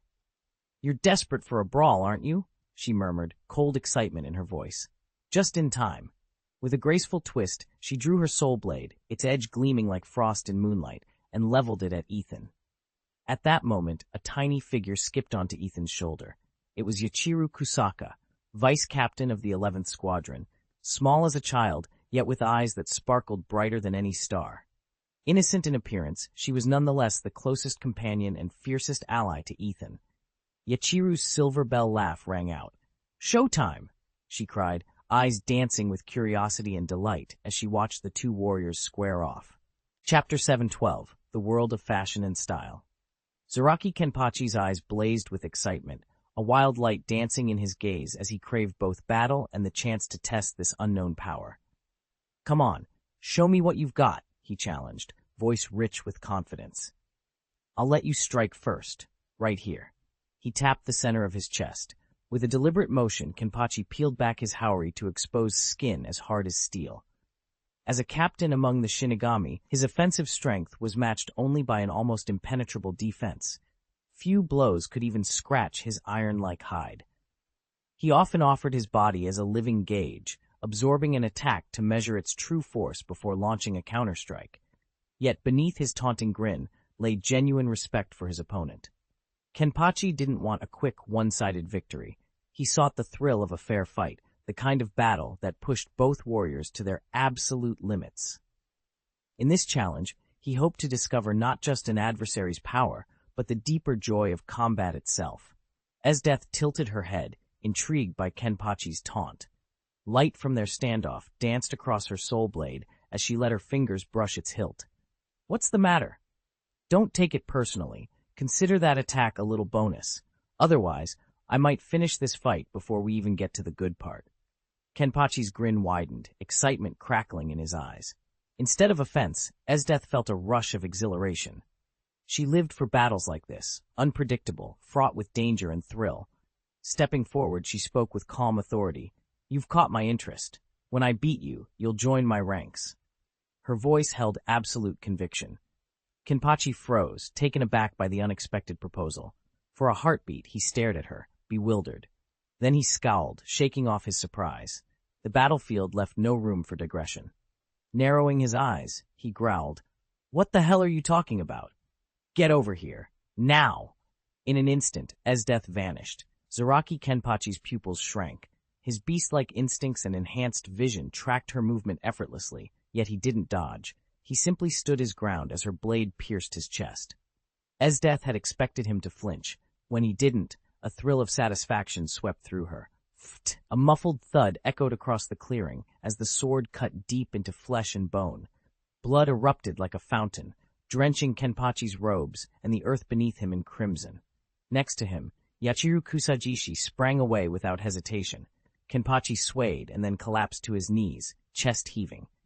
Esdith withdrew her blade, casually wiping the edge on the grass. A small, triumphant smile curved her lips. Sorry about that. I found it hard to moderate the force without putting you down for good. From the edge of the battlefield came a sudden exclamation. Oh, this is perfect. The voice belonged to Ethan. His shout cut through the tense hush, drawing Esdeath's attention away from her fallen opponent. She cocked her head. What is it? Ethan strolled forward, eyes alight with admiration. He gave her a once-over and grinned. Esdeath, your style right now, your presence, it's absolutely off the charts. Esdeath blinked, surprised by the unexpected compliment. Around them, the battle had paused, all eyes drawn to this strange exchange. In this world, fashion value and style aren't just for show, they're the very measures of your combat power. The higher your fashion rating and the sharper your style, the stronger you fight. Ethan clicked his tongue, a teasing glint in his eye. Trust me, it's true. Esdeath froze mid-step. Fashion and style?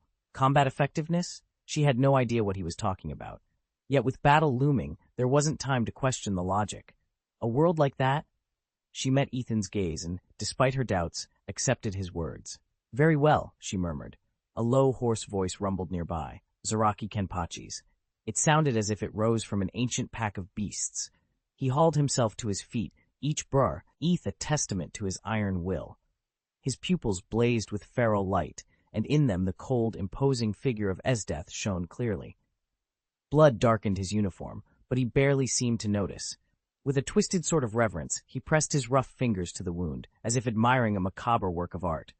A wild, predatory grin split his face, pure madness unleashed on the battlefield. Zaraki Kenpachi's grin widened as he surveyed his opponent. Not bad, he rumbled, voice crackling with excitement. Just as I thought, you're truly strong. His wild eyes glittered with the thrill of battle and the respect he reserved for those worthy of his blade. With a sudden roar, he unleashed a surge of power that rippled across the empty field, making the very air tremble. Beside him, Yachiru Kusajishi clapped her hands in delight. Her clear, melodic voice rang out, Kenpachi's fired up! Bright laughter danced in her eyes as she leaned forward, eager for the clash to come. Across the clearing, Esdeath watched with an eyebrow raised. She had expected this hulking warrior to crumble under her assault, but instead, he stood firm, adrenaline coursing through him. A hint of surprise, and something more like admiration, flickered in her cold gaze. You're still standing? She asked, her voice as cool and unyielding as ice. Even as she spoke, her lips curved into something that might have been a smile. Very good. You're pleasing me more and more. She lifted her hand in a graceful gesture, beckoning Kenpachi forward. Anticipation shone in her eyes. She wanted to see just how far this indomitable warrior could push himself. Then let us continue, she said. Show me your strength. Kenpachi Zaraki never knew the meaning of retreat. He tightened his grip on the jagged, broken blade in his hand and charged at Esdeath, a wild, bloodthirsty grin splitting his face.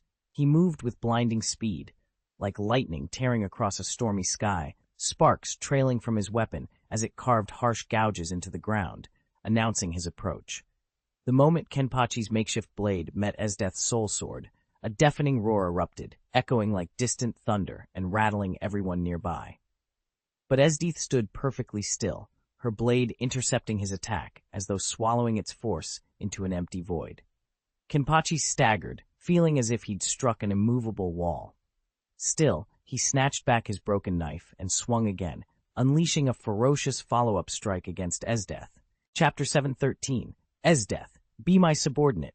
Ethan stood at the edge of the shattered plain, heart pounding as he watched two titans collide. Esdeath and Zaraki Kenpachi met with the force of twin hurricanes, their blades whipping through the air in a blur of steel and fury. Every clash rang out like thunder, rattling the ground and sending shockwaves across the battlefield. Esdeath's movements were graceful yet deadly, each precise parry and riposte executed with the cold certainty of melting ice. Her pale blue eyes remained focused and unflinching, as though she could predict Kenpachi's wildest swings before he even thought to make them. But Kenpachi thrived on chaos. His battle lust shone in bright, feverish sparks as he threw himself into every attack with reckless abandon. Marvelous, he howled, voice booming over the din of clashing steel. With each violent slash, he unleashed a storm of raw power that threatened to overwhelm Esdeath's defenses. Yet she met him blow for blow, her blade carving through the air with crisp, icy precision. Sparks erupted at every impact, the two warriors locked in a titanic struggle that set the very battlefield ablaze with their unbridled intensity. The shattered remains of the building split cleanly in two under Ethan's blow, sending clouds of dust and fragments hurtling skyward. Debris spun through the air, turning the battlefield into a swirling tempest of rubble. Ethan stood amid the chaos, gripping his sword with a wild grin. "At last," he bellowed, voice echoing off broken walls, "I've finally found someone worthy of my full strength." His eyes gleamed as he looked to Esdeath. This was the kind of fight he'd been craving, the kind that set his blood on fire. "I know you're formidable," he continued, "but you wouldn't hold back now, would you? Even at your very best, you still have plenty of fight left in you, right?" With a roar, Ethan yanked off his blindfold and drew in a steady breath. In an instant, a golden wave of spiritual pressure radiated outward, warping the air into shimmering distortions. Esdeath's eyes widened at the sudden shift in his aura, frost forming at her fingertips as she braced herself for the true reckoning to come. Esdeath sensed an extraordinary surge in Kenpachi Zaraki's spiritual pressure and couldn't help but wonder if he'd taken the same kind of combat-enhancing medicine Kurohito used. "What's happening to you?" she asked, her curiosity piqued. "Relax," Kenpachi replied in a low, resonant voice. "This isn't a trick. It's a device to suppress my Reiatsu." He lifted his sword and pointed it at the ground. There lay a bizarre eye patch, its underside lined with dozens of tiny mouths bristling with razor-sharp teeth, as if perpetually devouring the air itself. "It feeds on my spiritual pressure," Kenpachi explained with a proud grin. "That way I can pace myself and stay in the fight longer. If I'd unleashed everything at once, this battle would have ended before it even began." Esdeath studied the eye patch, then nodded in understanding. Kenpachi's strategy made perfect sense. Ethan slipped the black blindfold over his eyes. More than mere cover, it was a deliberate tactic. By dampening his own Reiatsu, he could sustain his full strength far longer in combat. Across the shattered plaza, Zaraki Kenpachi hefted his tachi, its jagged teeth and weathered blade belying the fierce power he channeled through it. With a casual flick of his wrist, golden light crackled along the edge of the sword. The ruins of a half-collapsed building split cleanly in two. Stone and dust erupted skyward in a chaotic plume. "Bring it on!" Zaraki roared, lungs filling with the thrill of battle. He swung again. The blade carved a crescent through the earth itself, gouging a trench as it surged toward Esdeath. She studied the afterimage of that golden arc, every nuance memorized in an instant. Without a word, she mirrored his method, drawing in her own energy, condensing her spiritual pressure to its sharpest point. A dark blue blade coalesced in her hand and shot forward. Where the two pressures met, they detonated in a miniature explosion, sending a blistering shockwave rippling outward. Stone chips and sparks scattered as Esdeath and Zaraki locked blades, each testing the other's limits. In that blast of light and sound, their confrontation, golden flame against midnight ice, had only just begun. Though the golden aura of his sword was impressive, it proved no match for Esdeath's dark blue spiritual pressure, honed by her own mastery. With a thunderous crack, the golden energy shattered, and a fan-shaped wave of deep blue force hurtled toward Kenpachi Zaraki like a wild tempest. Kenpachi showed no sign of alarm. Instead, he threw back his head and roared with laughter. Ha! His mirth rang out fearless and unrestrained. With a single-handed swing, he drove his Zanpakuto into Esdeath's charging wave, intent on cleaving it in two. Steel met spiritual energy in an ear-splitting crash, far more violent than their previous clash. The shockwave warped the surrounding air, unleashing high-pitched shrieks as it ripped past. Grimacing against the backlash, Kenpachi felt himself pushed backward. He tightened his grip and refused to bring his free hand to bear. Partly he'd never absorbed the late Junryusai Yamamoto's lesson about two-handed power, and partly he admired Esdeath all the more for wielding such overwhelming force with just one hand.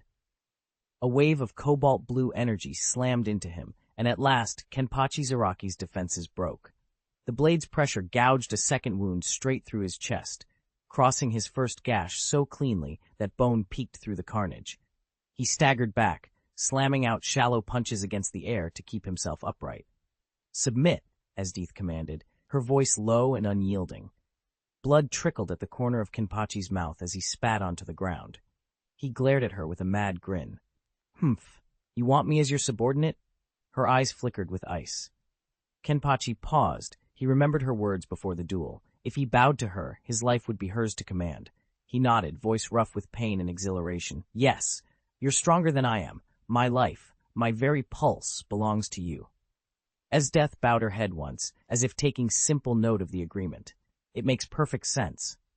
Kenpachi felt a thrill of triumph. To fight and carve his way to death under Esdeath's blade, and perhaps feel her strength carve him in return, was his ultimate dream. He rubbed at his wounds and chuckled. "All right then. What's next? Shall we kill every soul in our path?" Esdeath's glance drifted past him to the figure standing at the edge of the clearing. "And who is he?" Kenpachi lifted his chin. "My master." Esdeath's lips curved in a faint approving smile. "So he surpasses even you?" At that, Kenpachi's battered face split into a grin of pure anticipation, his eyes glittering with the promise of even greater battles to come. Chapter 714, Kenpachi Zaraki, the Vanguard. Esdeath nodded, her steely gaze on Ethan. "Yes, he's stronger than I am." Ethan watched the exchange without surprise, as expected from Esdeath, and worthy of Zaraki Kenpachi. Yachiru Kusaka leapt onto Kenpachi's broad shoulder, her grin infectious. "Boss, are we betraying the Seirete now?" Kenpachi laughed, a wild booming sound, and slung his Zanpakuto onto his shoulder. "I've lost no choice," he rumbled. "I lost." He flashed a feral smile. Politics and allegiances meant nothing to the 11th Division's captain. All he cared about was the next fight. Yamamoto Genryusai Shigekuni refused to face him. No first-rate beast-taming master, no spirit control expert, not even Unohana Retsu would step into the ring with him. Frustrated, Kenpachi had been confined to the 11th Division ever since. In the grand hierarchy of the Soul Society, Kenpachi was merely average, brutal and unmatched in raw strength, but lacking Yamamoto's legendary pedigree and Unohana's healing arts. Now, after Esdeath had struck him down in direct combat, and with Ethan standing above her, Kenpachi's loyalties lay in tatters. He sighed, setting his feet firmly on the ground. "What a pity," he said, his grin widening. "Rules are for the weak."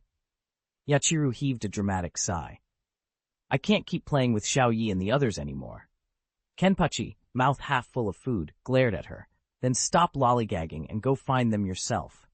"You're such a pain," Yachiru pouted. "Nope, I'd rather use my little sword." He tossed down a piece of meat.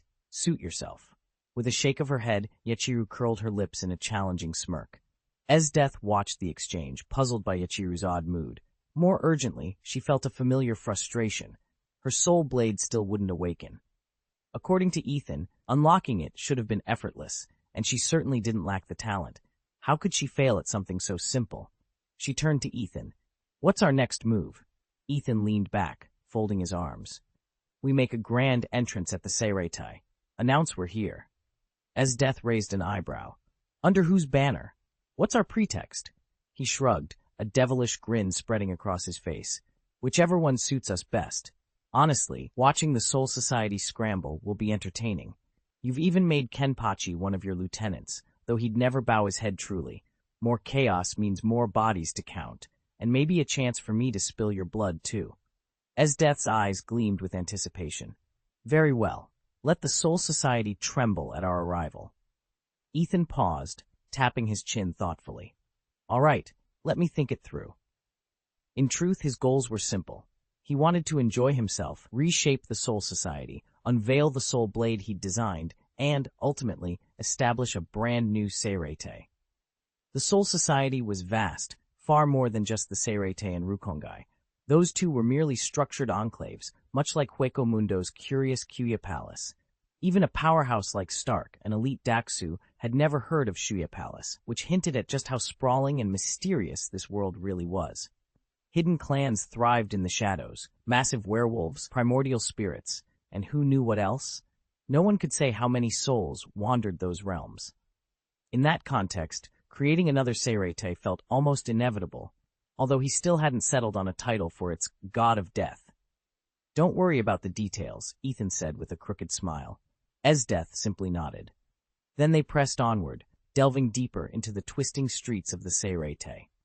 Kenpachi Zaraki had grown up here, true, but the man was famously directionally challenged. And Kusaka Yachiru? Even worse. Neither offered any hope of navigation. Suddenly, Ethan halted. His gaze sharpened, as if he could pierce through solid walls. Someone's coming.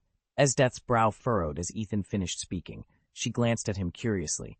Who? She asked. Just an ordinary captain, Ethan replied, his tone dismissive. Esdeath's expression softened at that, and she gave a slight nod, motioning for the others to press on. But before they could round the corner, a new figure stepped into their path. He was a tall man with skin so dark and lustrous it looked as though he'd been bronzed by a relentless sun. He wore tinted spectacles that seemed to peer directly into one's soul, and his hair was a wild tangle of dreadlocks, unruly yet strangely commanding. This was Captain Kaname Tosin of the 7th Division. Esdeath halted, a faint flicker of surprise crossing her features. His spiritual pressure was unexpectedly modest. Ethan's ordinary captain remark suddenly made more sense.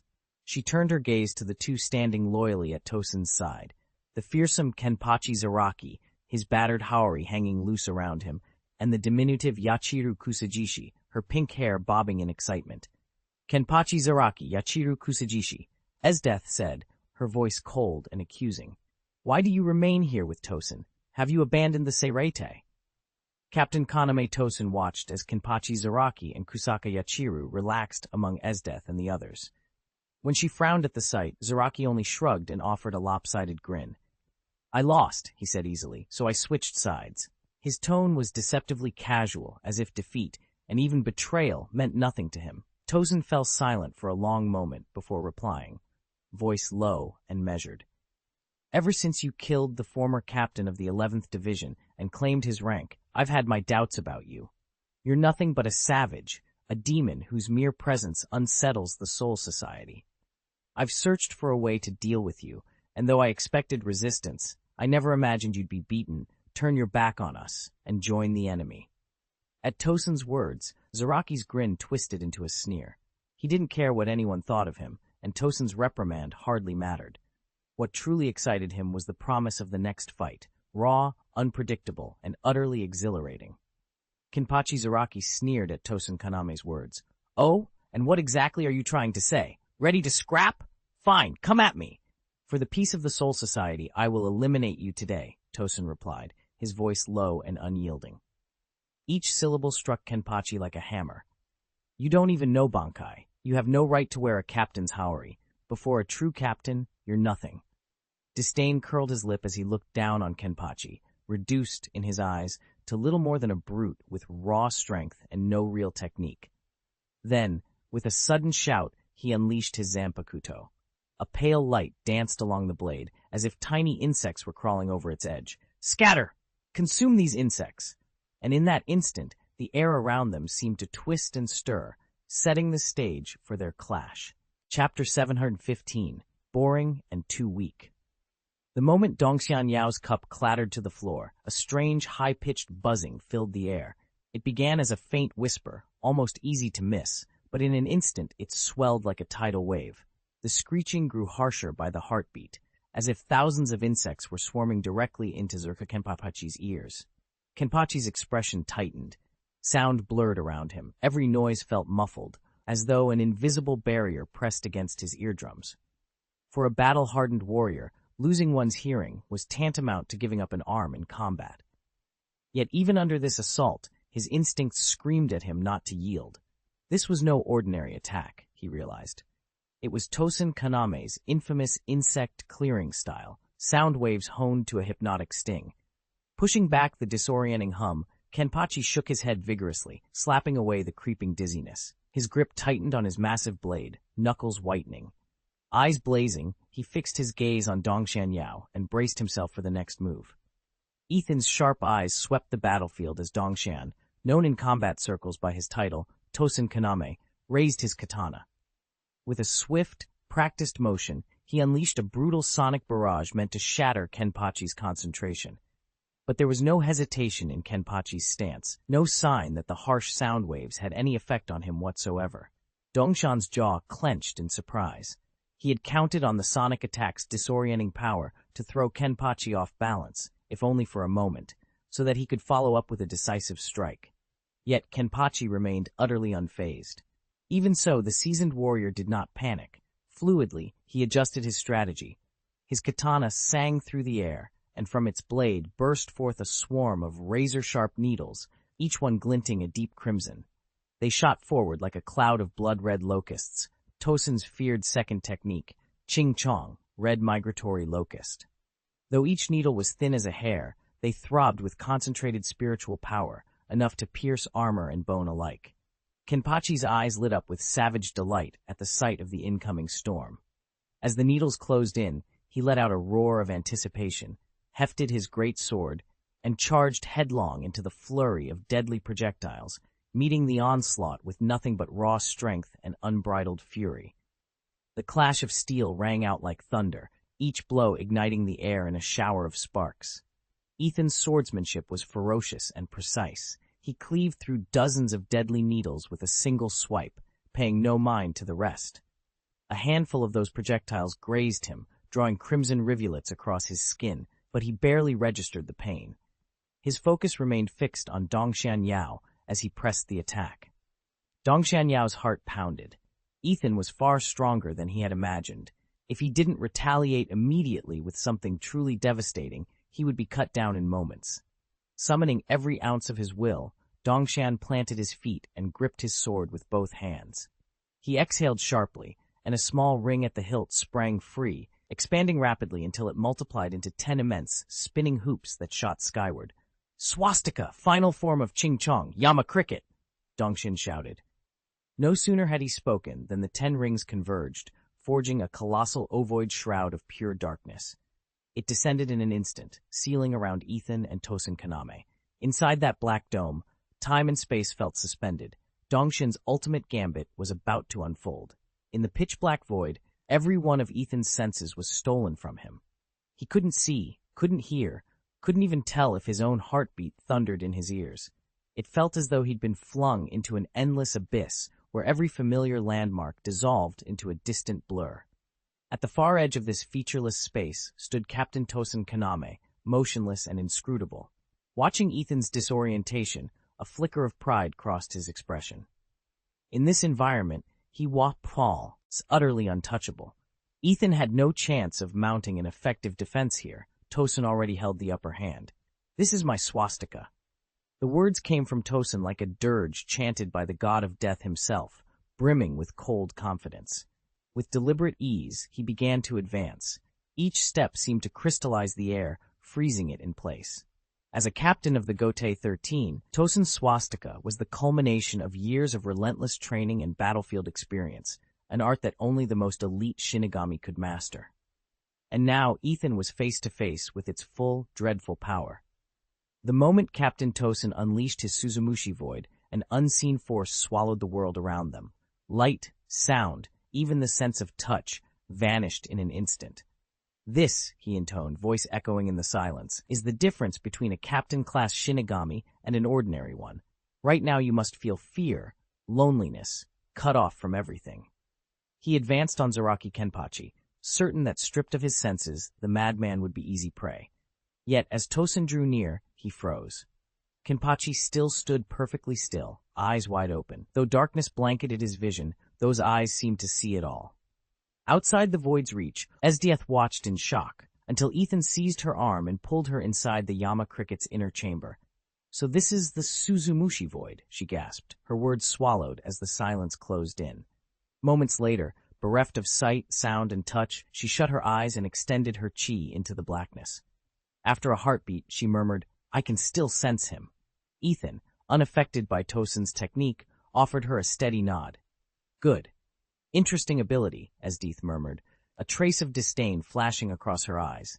"But it's far too weak." Even in her original form, she could counter that trick easily, unleashing boundless cold to freeze everything around her in an instant. Meanwhile, Kenpachi Zaraki had taken a simpler route. He plucked Tosun Kaname's sword from his grasp, with nothing but his enhanced sense of touch, then brought it down in a single, devastating strike. Tosun crumpled to the ground, spitting blood, his eyes wide with shock and disbelief. He'd never imagined Kenpachi could fell him so effortlessly. Kenpachi stepped back, surveying the fallen captain with a contemptuous grin. "It'd be impressive if you could block my sense of touch or my pain," he taunted. Ethan, standing nearby, knelt to examine the llama cricket's obsidian shell. Under his scrutiny, fine cracks radiated outward until, with a resonant snap, the barrier shattered completely, flooding the chamber with light once more. Kenpachi emerged into the glare, uncowed. He yawned. "This is boring," he declared. Kenpachi glanced at Tosin's still form and shook his head. There was no point in continuing this duel. They'd only resort to endless trickery. With a final, disinterested shrug, he turned away, leaving the defeated captain and the cold battlefield behind. Ethan could hardly wait to face his next opponent. Chapter 716, Failure to Impress Esdeath, the so-called Mad Dog, thrived on the thrill of galloping her steed through the heart of the Seirete. But their reckless charge had already sent shockwaves throughout Soul Society. The incursion of the travelers and the road of not one, but two Shinigami captains was nothing short of catastrophic. These were not ordinary officers. They were captain commanders, the living incarnations of the Gotei 13's power and prestige. As Niriyuri had pointed out, they stood among the 13 supreme warriors of Soul Society. Even the noble houses, for all their influence, could scarcely match their might.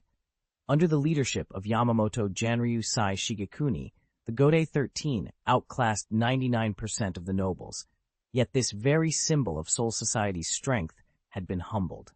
Now the call for a crushing reprisal echoed through every division. Ichigo Kurosaki and his allies could only watch in dismay as preparations for retaliation began in earnest. In the past, only the 10th and 11th divisions had dared to pursue the intruders. After this affront, however, not even Yamamoto Genryu Sai Shigekuni himself could remain on the sidelines. All of the Soul Society's divisions were on the hunt. Every Shinigami, that is, except for the 2nd and 6th divisions. Their circumstances were too complicated for a full commitment. The 2nd Division had effectively become a criminal brigade. Yes, they answered to Captain Commander Yamamoto Genryusai Shigekuni, but whether they would really throw themselves into this mission was anyone's guess. The 6th Division, by contrast, was filled with noble-born officers. On paper, their heirs boasted far greater spiritual power than common souls, but in practice, they were here for prestige, not frontline combat. You couldn't count on them when it really mattered. That left Ichigo Kurosaki and his allies forced to fight and skulk at the same time. And, unsurprisingly, more and more Shinigami began rallying to Esdeath's banner. They didn't bother with stealth. Instead, they marched in openly. That was precisely Ethan's plan, to make their alliance public, and Esdeath herself approved. And then there was Kenpachi Zaraki. So long as he had someone to slay, he was perfectly content. Strangely enough, this unlikely coalition was proving to be devastatingly effective. Ethan lounged atop the enchanted, self-driving carriage he had just summoned, idly watching the chaos unfold below. The Invisible Empire, were they observing this spectacle now, would surely be taken aback by such audacity. Around him, the battlefield reeked of blood and smoke, a crimson haze that clung to every breath. At the center of the fray stood Kenpachi Zaraki, a whirling tempest of violence. His tattered sword sang through the air, each furious slash sending shockwaves that sundered death gods like parchment. Their forms collapsed under his onslaught, spraying scarlet arcs that glittered briefly before splattering onto the blood-soaked ground. Zaraki's eyes blazed with exhilaration. This carnage was his lifeblood, and in the tumult of war he felt more alive than ever. Then, in an instant, the maelstrom stilled. A rift tore open in midair, and a lone figure stepped through the shimmering veil. He was impossibly tall, with long hair that rippled like ink and eyes that gleamed with pale purple light. An aura of inscrutable power radiated from him. His expression was impassive, almost chilling, yet in his cool composure lay an undeniable majesty. Nestled in his hair and encircling his neck were the star pincers, ornate, gleaming pins reserved for nobility alone. They marked him unmistakably as one of the realm's elite, a man whose very presence could turn the tide of battle. The ground seemed to hold its breath as he surveyed the blood-stained plain, and even Kenpachi, a warrior drunk on slaughter, paused, blade halfway to its next victim, to acknowledge this new challenger. Byakuya Kuchiki appeared as if stepping out of a portrait, tall and composed, his long hair neatly bound, a pale silver hat, white scarf of windflower gauze draped around his shoulders, lending him an almost ethereal grace. Though his beauty was striking, it was the quiet authority in his cool sapphire gaze that drew every eye in the Seirete courtyard, none more so than Kenpachi Zaraki's. Kenpachi's scar-streaked grin curled into a savage leer as Byakuya's voice, calm and unyielding, cut through the tension. "Kenpachi Zaraki, have you betrayed the Seirete?" A harsh, booming laugh rolled from Kenpachi's chest, echoing off the stone walls. "Oh, look at you, another noble fool wandering in. You looking for a sparring partner, or just here to gawk?" He hefted his massive Zanpakuto with casual menace, eyes glittering at the prospect of real excitement. Weary of weaklings, he'd been craving a captain's challenge. Byakuya's posture never wavered. Born into one of the four great noble houses, he had been raised on strict discipline and an unwavering code of honor. Every movement, every nuance of his expression spoke of years spent honing not just his blade, but his very spirit, qualities far beyond the reach of ordinary Shinigami. Now, face to face with the Soul Society's most feared warrior, the noble captain prepared to test both his resolve and his reputation. Kuchiki Byakuya stood alone on the deserted battlefield, his voice carrying across the wind with icy disdain. "It was nothing more than a travel accident," he declared. "After you toppled two captains, do you really think you can do as you please here?" His hand drifted to the hilt of his Zanpakuto, fingertips brushing the guard as if savoring the moment before delivering a single fatal strike. But Esdeath merely met his challenge with a cool half-smile. She'd seen too much of the universe to be impressed by a self-righteous noble's threats.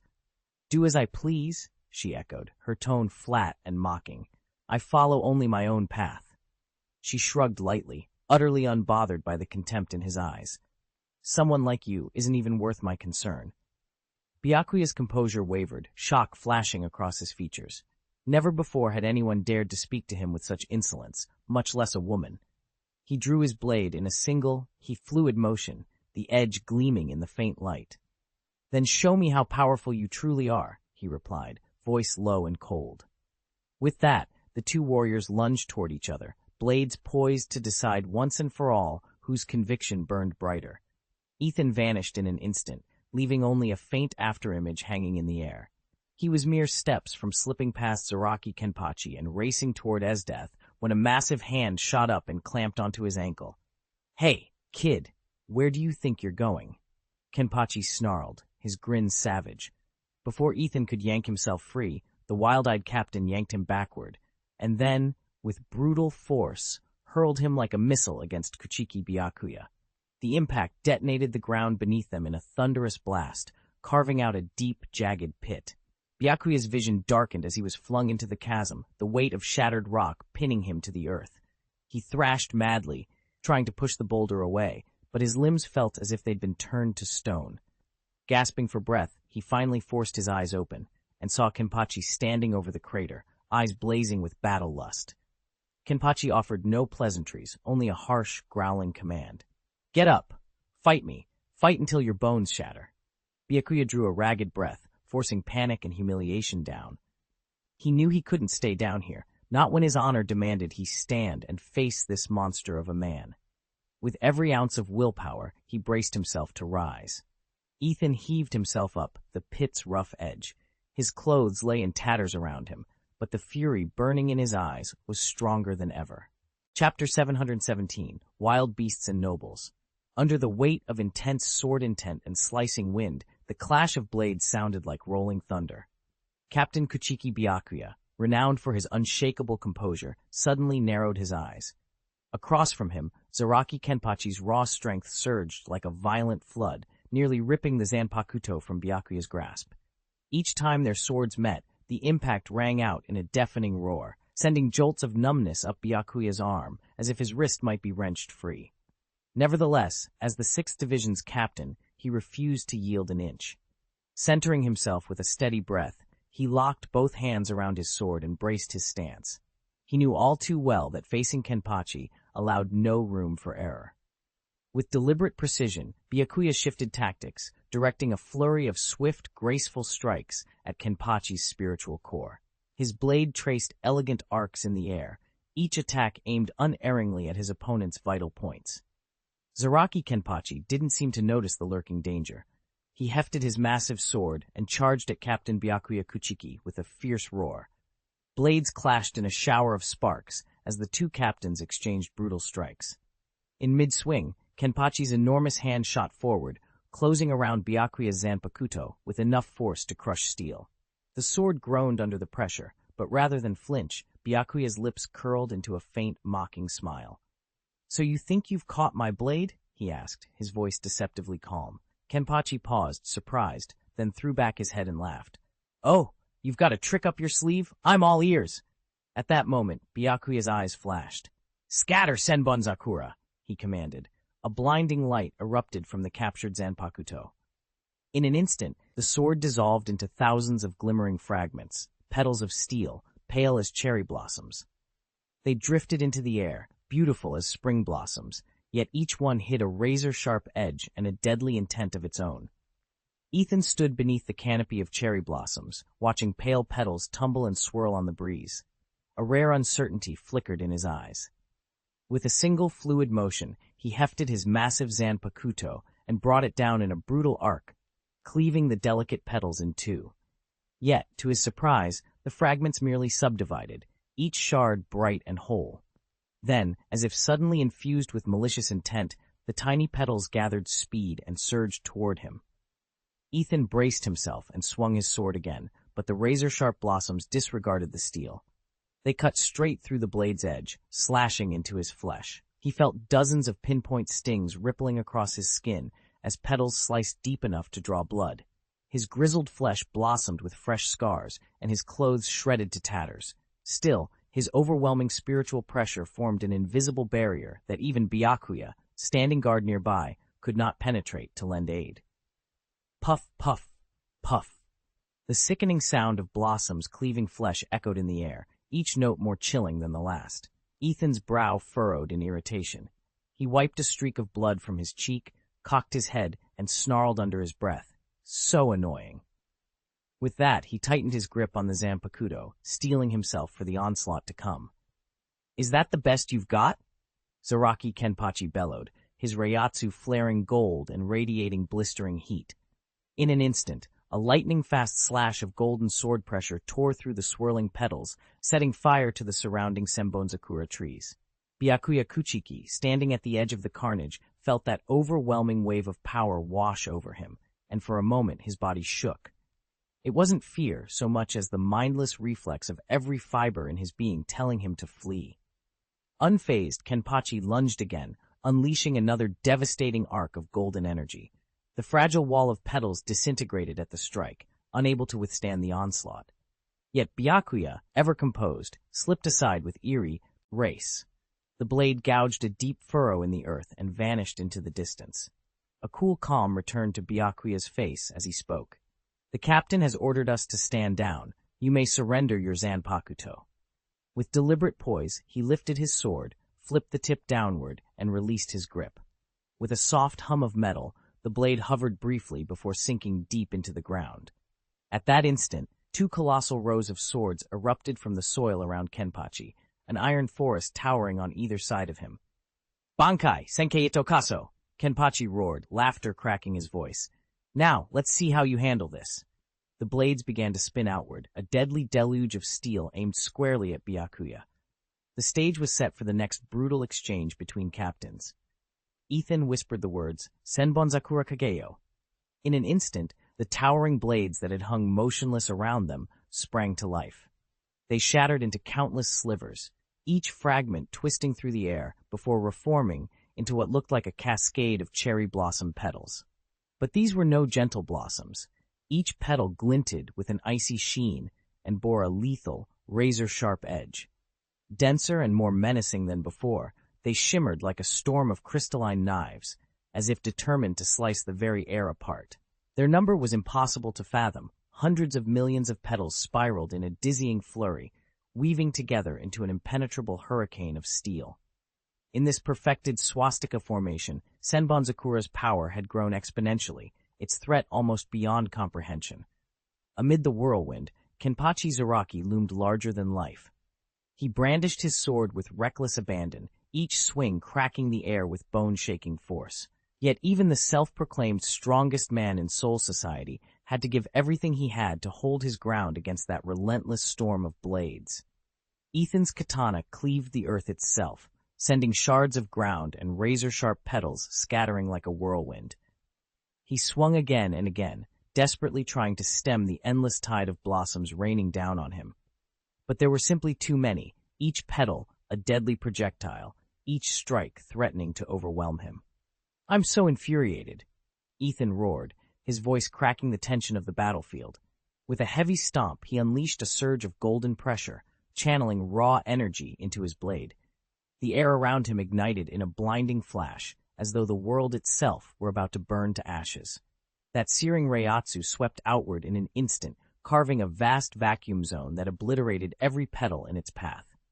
For a moment, the onslaught ceased, only for the blossoms to close in again from every direction, an unending barrage of steel-sharp fragments.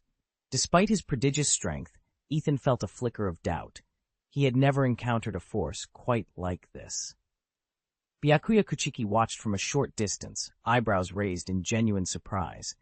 He had always believed his own Senbonzakura to be unrivaled, yet here was Ethan, battered but unbroken, repelling the petals with a ferocity Byakuya hadn't anticipated. "I never expected you to possess such power," he admitted, his voice low and steady. Ethan tightened his grip on the hilt, determination blazing in his eyes. The storm of petals showed no sign of relenting, but neither did he. "Very well. I'll show you Senbonzakura's true form." Byakuya Kuchiki lifted his hand, and the countless cherry blossom petals swirling around them suddenly converged. They spun and tumbled in midair, coalescing into a deadly array of razor-sharp blades. Chapter 7 at 18. Kenpachi Zaraki bites the noble swords drifted through the air, forming a perfect ring around the two combatants. In Byakuya Kuchiki's hand appeared a single blade unlike the rest. Its radiance was so pure and intense it seemed to pulse at the very heart of Senbonzakura. "Release, Senbonzakura Kageyori," Byakuya intoned, voice steady with iron conviction. "Behold Senbonzakura's true form." He spoke with unshakable confidence. "I have forsaken every defense and poured all my strength into this one technique.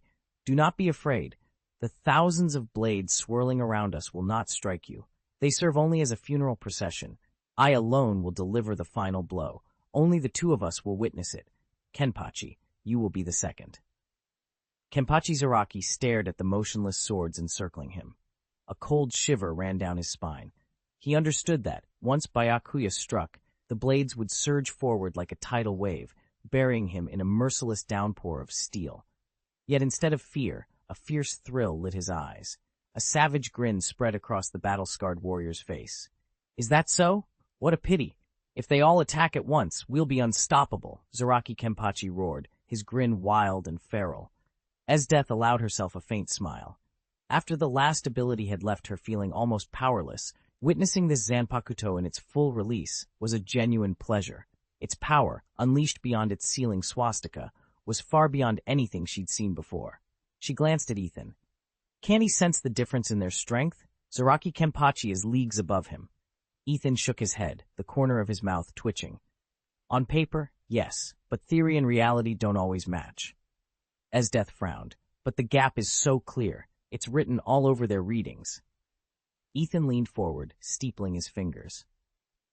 Remember, the original story never staged a direct clash between Kenpachi and Byakuya Kuchiki. This is uncharted territory. So which will win? Byakuya's cold precision and regal composure, or Kenpachi's raw, eruptive spirit pressure? He smiled. In their lone duel, Kenpachi didn't just outmatch Byakuya. His reiatsu boiled over until it formed a massive golden skull around him. That's the kind of power we're dealing with. Byakuya Kuchiki's twin Bankai, Kage-senbon, type Senkatsu, and Kage-senbon, type Kagegen, failed to pierce Kenpachi's ironclad defense. Instead, it was Byakuya himself who took the blow. The slash across his torso sent him staggering backward. His whole body trembled with pain he'd never known before. But years of noble training and an unyielding pride held him upright. He drew in a shuddering breath. Petals and shards of light dissolved at his feet. With a decisive motion of his hand, all the floating blades vanished, replaced by a brilliant white aura. That light swelled, folding outward until it took the form of two immense, feathered wings. Zaraki Kenpachi blinked, a flicker of curiosity in his scarred eyes. "Is this your trump card?" he rumbled. Byakuya's reply was steady, his voice cutting through the roar of the battle. "This is my full strength. Allow me to end this." The wings flared, then converged above his head, condensing into a single, dazzling blade. It shone so brightly that the shadows at the edge of the clearing seemed to recoil. The sword's edges curved gracefully, like a pair of wings in mid-beat, elegant yet imposing. Holding the weapon before him, Byakuya called out in a sonorous, unbroken tone, "Final form, Hakuto Isen, White Moon Slash." He drove the radiant sword down in a single, sweeping arc. The air itself seemed to split with the force of the strike, and for a heartbeat the world held its breath as Byakuya unleashed the full majesty of his Bankai. The raw power of the blade far surpassed everything Zaraki Kenpachi had ever imagined. The instant it swung free, a blinding white light tore through the sky, as though it might rend the heavens themselves. Instinctively, Kenpachi met the attack, his own sword blazing gold as he brought it around to intersect to the beam. The impact was cataclysmic. Golden and silver-white arcsed in midair, colliding with a deafening crash that sent shockwaves rippling across the ground. Their energies intertwined, forging a towering pillar of light that shot straight up into the clouds. For a heartbeat, it seemed the very sky would split in two. Then, with an earth-shaking explosion, the two combatants were flung apart. They crashed to the earth, chests heaving, every muscle trembling. Neither was ready to yield. Each struggled to his feet with the last of his strength. But while Kenpachi's body, scarred and calloused by countless battles, refused to give way, Kuchiki Byakuya's form was less durable. After a few faltering steps, Byakuya's knees buckled, and he collapsed to the ground. Kenpachi, too, succumbed a moment later, draining the final reserves of his immense vitality. Before he could slump fully unconscious, a diminutive pink-haired figure darted forward, Yachiru Kusajishi. With surprising strength, she hauled him away from their dueling ground, retreating to safety. Even Yachiru, who had witnessed countless fierce battles, had never seen anyone other than Genryusai Shigekuni Yamamoto capable of besting Kenpachi, yet she knew Yamamoto simply refused to do it. Tonight, however, someone had, and Kenpachi would need time to recover before he could seek a rematch. Chapter 7, A Moment's Respite. Yachiru Kusaka refused to move on. Grabbing hold of Captain Zaraki Kenpachi's arm, she pulled him along behind Esdeath and the others. "We need to find somewhere to rest," she insisted. Ethan surveyed the small group thoughtfully. Kenpachi was useful, a powerful pawn in their unfolding plans, but even pawns needed a breather. Besides, they'd just come off a stunning victory over Captain Byakuya Kuchiki. Ichigo Kurosaki's report from the Tower of Absolution must have been confused. What he'd faced wasn't the real Byakuya, but a squad of captains and lieutenants sent to intercept him. All the same, it had encouraged them to slip away and hide, confident that their strike would sow more chaos in Seirete. Ethan couldn't help but grin at the thought of Aizen's reaction. The treacherous former captain was surely gearing up to unveil his next grand scheme, and perhaps even prepare a showdown with the Gotei 13. If circumstances allowed, Ethan intended to crash Aizen's party and witness the spectacle firsthand. Even if he missed the opening act, he knew Ichigo would be in for a fierce fight. Word had already reached him that Yorichi Shihoin had swooped in just in time, spirit-flinging Ichigo out of immediate danger and onto the true path of Kido mastery. Meanwhile, deep in the heart of Soul Society, supposedly a bastion of peace and order, unease was stirring. Patrols swept the silent corridors of the Seirete, blades at the ready, searching for any sign of intrusion. Rumors of Aizen's machinations had spread to every barracks, and no one trusted the empty calm. But for now, with a hidden alcove secured beneath the moonlit walls, Ethan allowed himself a moment's rest. Yachiru bounced on her toes, eyes bright with restless energy. Kenpachi simply cracked his neck, eager for the next fight. And Ethan, feeling the weight of their fragile advantage, closed his eyes and waited for the storm to break. That morning, the fragile calm of the Soul Society shattered like glass under a stray stone. Word arrived that Captains Byakuya Kuchiki and Kaname Tosen, who had been gravely wounded in the recent battle, were back in the Seirete for treatment. Thanks to the tireless efforts of the 4th Division's medical staff, both were out of immediate danger. Yet, their recovery brought no comfort. When they awoke, they carried with them a revelation so shocking it threatened to tear the very foundations of the Soul Society apart. Kenpachi Zaraki, the fearsome 6th Division captain known far and wide as the Beast of Kenpachi, had betrayed them.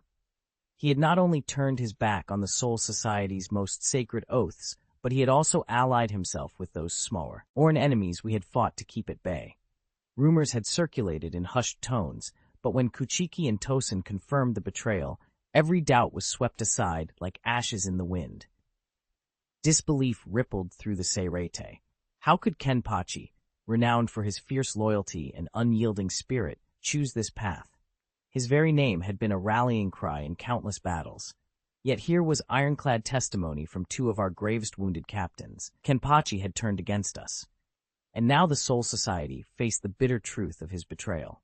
Yes, all the strange sensations you've described, moments of disorientation, conflicting memories, even the sudden, almost magnetic pull of another person's voice, point toward a power rooted in mental manipulation. Rather than a purely physical threat, this enemy seems to specialize in running elaborate mind games. Illusory environments. When the surroundings shift without warning, corridors that twist, familiar rooms that feel subtly off, that's more than trick lighting or a clever trap. It's a psychic projection designed to make you doubt your own perceptions. False memories and voices. If you suddenly remember conversations or see people who shouldn't be there, consider that they might be implanted thoughts or conjurations of the foe's will. Emotional hijacking. That unnerving calm or the surge of anger you can't explain. Those are classic signs of someone poking around in your feelings, steering them to suit their plan. All of these are hallmarks of an adversary with the specific talent, or perhaps arcane artifact, for confusion and control. Your best defense will be to anchor yourself through shared reality checks. Rely on companions for independent confirmation of what you see and hear, and maintain simple, objective markers, time, physical tokens, code words you can use to verify that you're still in the real world. Chapter 719, Slaughter Without Mercy. A mountain of corpses, a sea of blood. General Yamamoto Janryusai Shigekuni knew Kenpachi Zaraki's character and strength inside and out.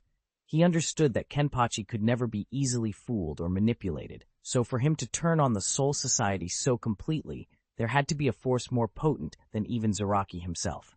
After all, Kenpachi was the society's pride and bulwark, a warrior whose very presence struck terror into the hearts of enemies. Yet now this beast had been tamed by the enemy and turned into their instrument. Realizing the full gravity of the situation, if an adversary could control Kenpachi Zaraki, their power must far exceed anything the Soul Society had ever faced. Yamamoto did not hesitate.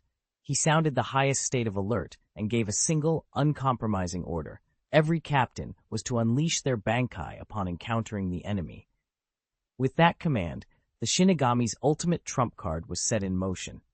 Captain Commander Yamamoto Janryusai had already reinforced every gate and patrol in the Soul Society. He anticipated the enemy's next move and stood ready to counterstrike at a moment's notice.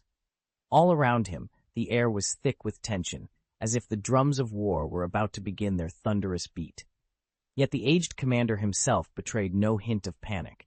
In 1,000 years, no foe had ever bested him, and he saw no reason to believe that this time would be any different. Elsewhere, Ethan Zaraki stirred back to consciousness. His chest heaved as he pushed himself onto one elbow, blinking against a dim, cold light. The air smelled of damp stone, and icy drafts curled around his legs. He glanced down at his own robes, torn and dirt-smudged, and swallowed hard. "Where am I?" His voice was rough, barely more than a rasp. "Over here, Ethan." A soft, lilting voice answered from the shadows. Yachiru Kusaka emerged into the faint glow, her hand lightly brushing the hilt of her Zanpakuto. The sight of her brought a familiar surge of reassurance. Ethan tried to stand. His legs wobbled like saplings in a storm, but he steadied himself against the cave wall. "How did I end up here?" Yachiru offered him a small, confident smile. "You were out cold for a good while. The cave's a safe spot Captain Commander Yamamoto set up as a fallback. He knew you'd need time to recover." A memory flickered in Ethan's mind. Flashes of battle, the crackle of Reiatsu, the enemy's crushing blow. He swallowed, tasting blood. We lost, didn't we? Yachiru shook her head firmly. Not lost, retreated. And we're not out of this fight yet. Yamamoto believes we can turn the tide, and so do I. But you've got to be ready. Ethan's grip tightened on the hilt at his side. The cave's chill seeped into his bones, but something warmer kindled in his chest. Determination. He squared his shoulders and met Yachiru's gaze. Then let's get back out there. Outside, the Soul Society braced itself for the next assault, but inside that quiet cavern, a warrior was coming back to life. And when Ethan Zaraki returned to the front lines, every enemy would remember why he was feared above all others. Esdeath and Ethan reclined comfortably on the enchanted carriage, savoring the meal Ethan had conjured from thin air. This wasn't ordinary food, but high-spirit nourishment, microscopic particles infused with pure spiritual essence, renowned for accelerating wound recovery and restoring one's energy. Naturally, Kenpachi Zaraki and the others were invited to share. A few bites of this fare, and even Zaraki's battle-worn body would replenish its spiritual reserves in no time. True to form, Kenpachi paid them no courtesy. He scooped up fistfuls with abandon, devouring the glowing orbs as though he hadn't eaten in years. No sooner had he finished than a wave of drowsiness washed over him. He let out a monstrous yawn, flopped onto the ground beside the carriage, and was asleep before his head even hit the dirt. Esdeath watched him, half amused. That creature really could eat. According to Ethan, alls in this world are driven by a perpetual hunger. Their very potential to ascend into death gods depends on it. The more spirit they consume, the stronger they become. If Kenpachi can polish off this high-spirit cuisine so effortlessly, he's probably far from reaching the top tier of death god candidates. Esdeath narrowed her eyes as she glared at Ethan. Why can't I release my soul blade yet? Ethan shrugged, stepping out of her reach. I'm no monk like Hyoshibu Ichibei, but even I can see this. Soul blades don't obey every command. They have their own wills. She tightened her grip on the hilt, frustration flickering across her face. Ethan studied her carefully. Maybe it isn't ready because you haven't truly accepted it. Accepted it? Esdeath repeated, brow furrowing. Ethan nodded. A soul blade isn't just another weapon. It's the physical embodiment of your soul, your will, your strength given form. You can't dominate it the way you dominate a sword. You have to come to terms with it. He leaned forward, his voice low. Tell me this. Do you intend to conquer your own soul, or do you fear it will conquer you? Esdeath's gaze dropped to the blade hovering in her hand, its edge humming with her own latent energy. Her soul made manifest. No one would ever subjugate her spirit. If she bowed to Ethan now, it was only because he had proven stronger. But she vowed that after one more clash, once her power surpassed his, she would shatter every chain and stand unchallenged. She lifted her chin, resolve hardening in her eyes. So you're saying I must accept my soul's incarnation? She exhaled slowly. Very well. If that is what it takes, then prove yourself worthy, my blade. Reveal your true power to me. And with that, the air around her crackled as she prepared to face the ultimate test of will and strength. Then a tremor of resonance shivered through her soul. Esdeath seized the exhilarating sensation, and the soul blade in her grasp flared brilliantly, its shape shifting in the radiance. Draw sword. Leave nothing alive. Let a mountain of corpses rise, and a sea of blood swell. Her power spiked wildly as the soul blade hardened into a blood-red longsword. This first release, Draw sword, unveiled the blade's singular brutal gift, mountain of corpses, sea of blood.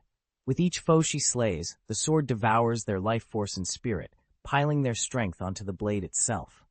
The more blood it tastes, the deadlier it becomes, uncannily reminiscent of Nassus's Desert Reaper Q, but far more relentless. Each victory only amplifies her power, fueling an endless cycle of slaughter perfectly in tune with Esdeath's merciless nature. I love this sword, she murmured, eyes alight with lethal delight. Ethan stood in the ruined courtyard, watching the crimson mist coil around his fists. Though this superimposed force draws its strength from a sea of corpses and blood, its power is undeniable. And, I'll admit, it really suits you, he murmured, more to himself than to anyone else. He traced the edge of his gauntlet, where faint numbers glimmered in the dark. Don't forget, this isn't a pure numeric monster, he explained. "I've twisted and amplified the raw data, added figures until they screamed. It may lack the precision of a mechanic beast, but once a numeric entity crosses a certain threshold, nothing can stand in its way." Ethan closed his eyes and summoned an image of Huecomundo's great hollow forest, its shadows alive with countless hollows. Picture sending someone like Esdeath in there, ordering her to slaughter every hollow she sees. By the time she emerges, she could rival the very creature the Soul King once slew, the primordial Great Hollow. His expression darkened. Before the Soul King's birth, the real world, Soul Society, and Huecomundo were a single, chaotic realm. That Great Hollow existed to devour souls and worlds. If it hadn't been stopped, the planet itself would have become its body.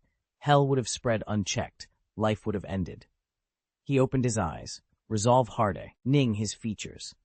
The Soul King changed everything. His power of true annihilation became the only force capable of opposing the Great Hollow. Without him, we'd already be lost. Ethan flexed his hands. The numerical runes etched into his metal gauntlets pulsed with energy. Now that this power is ours to command, we're ready to tip the scales again. He stepped forward into the carnage, every number in his arsenal poised to rewrite the fate of their world. When the Soul King struck down the primordial hollow, a being driven solely to consume the world, he reshaped reality itself. From its vanquished remains, he forged 3 distinct realms, each forever governed by his will: the Soul Society, Huecomundo, and the world of the living. Chapter 720. 2 Women Who Fell in Love. Ethan stood on the windswept ridge watching Eth draw her new soul blade. Unlike any ordinary Zanpakuto, this weapon had fully fused with her spirit energy, its steel core alive with a pale, flickering radiance. Observers whispered of soul light, a power akin to Infinite Horror's legendary blaze, but born wholly of its wielder's soul. Esdeath's lips curved in a satisfied smile. With this blade, she'd hoped to challenge Zaraki Kenpachi himself and put her Sea of Corpses technique to the test. Yet in her customary mercy, she had allowed Kenpachi to slip away rather than slay him outright. She claimed it was out of respect for her comrades. Ethan suspected it was simply her nature. He himself remained unconvinced of the blade's ultimate potency.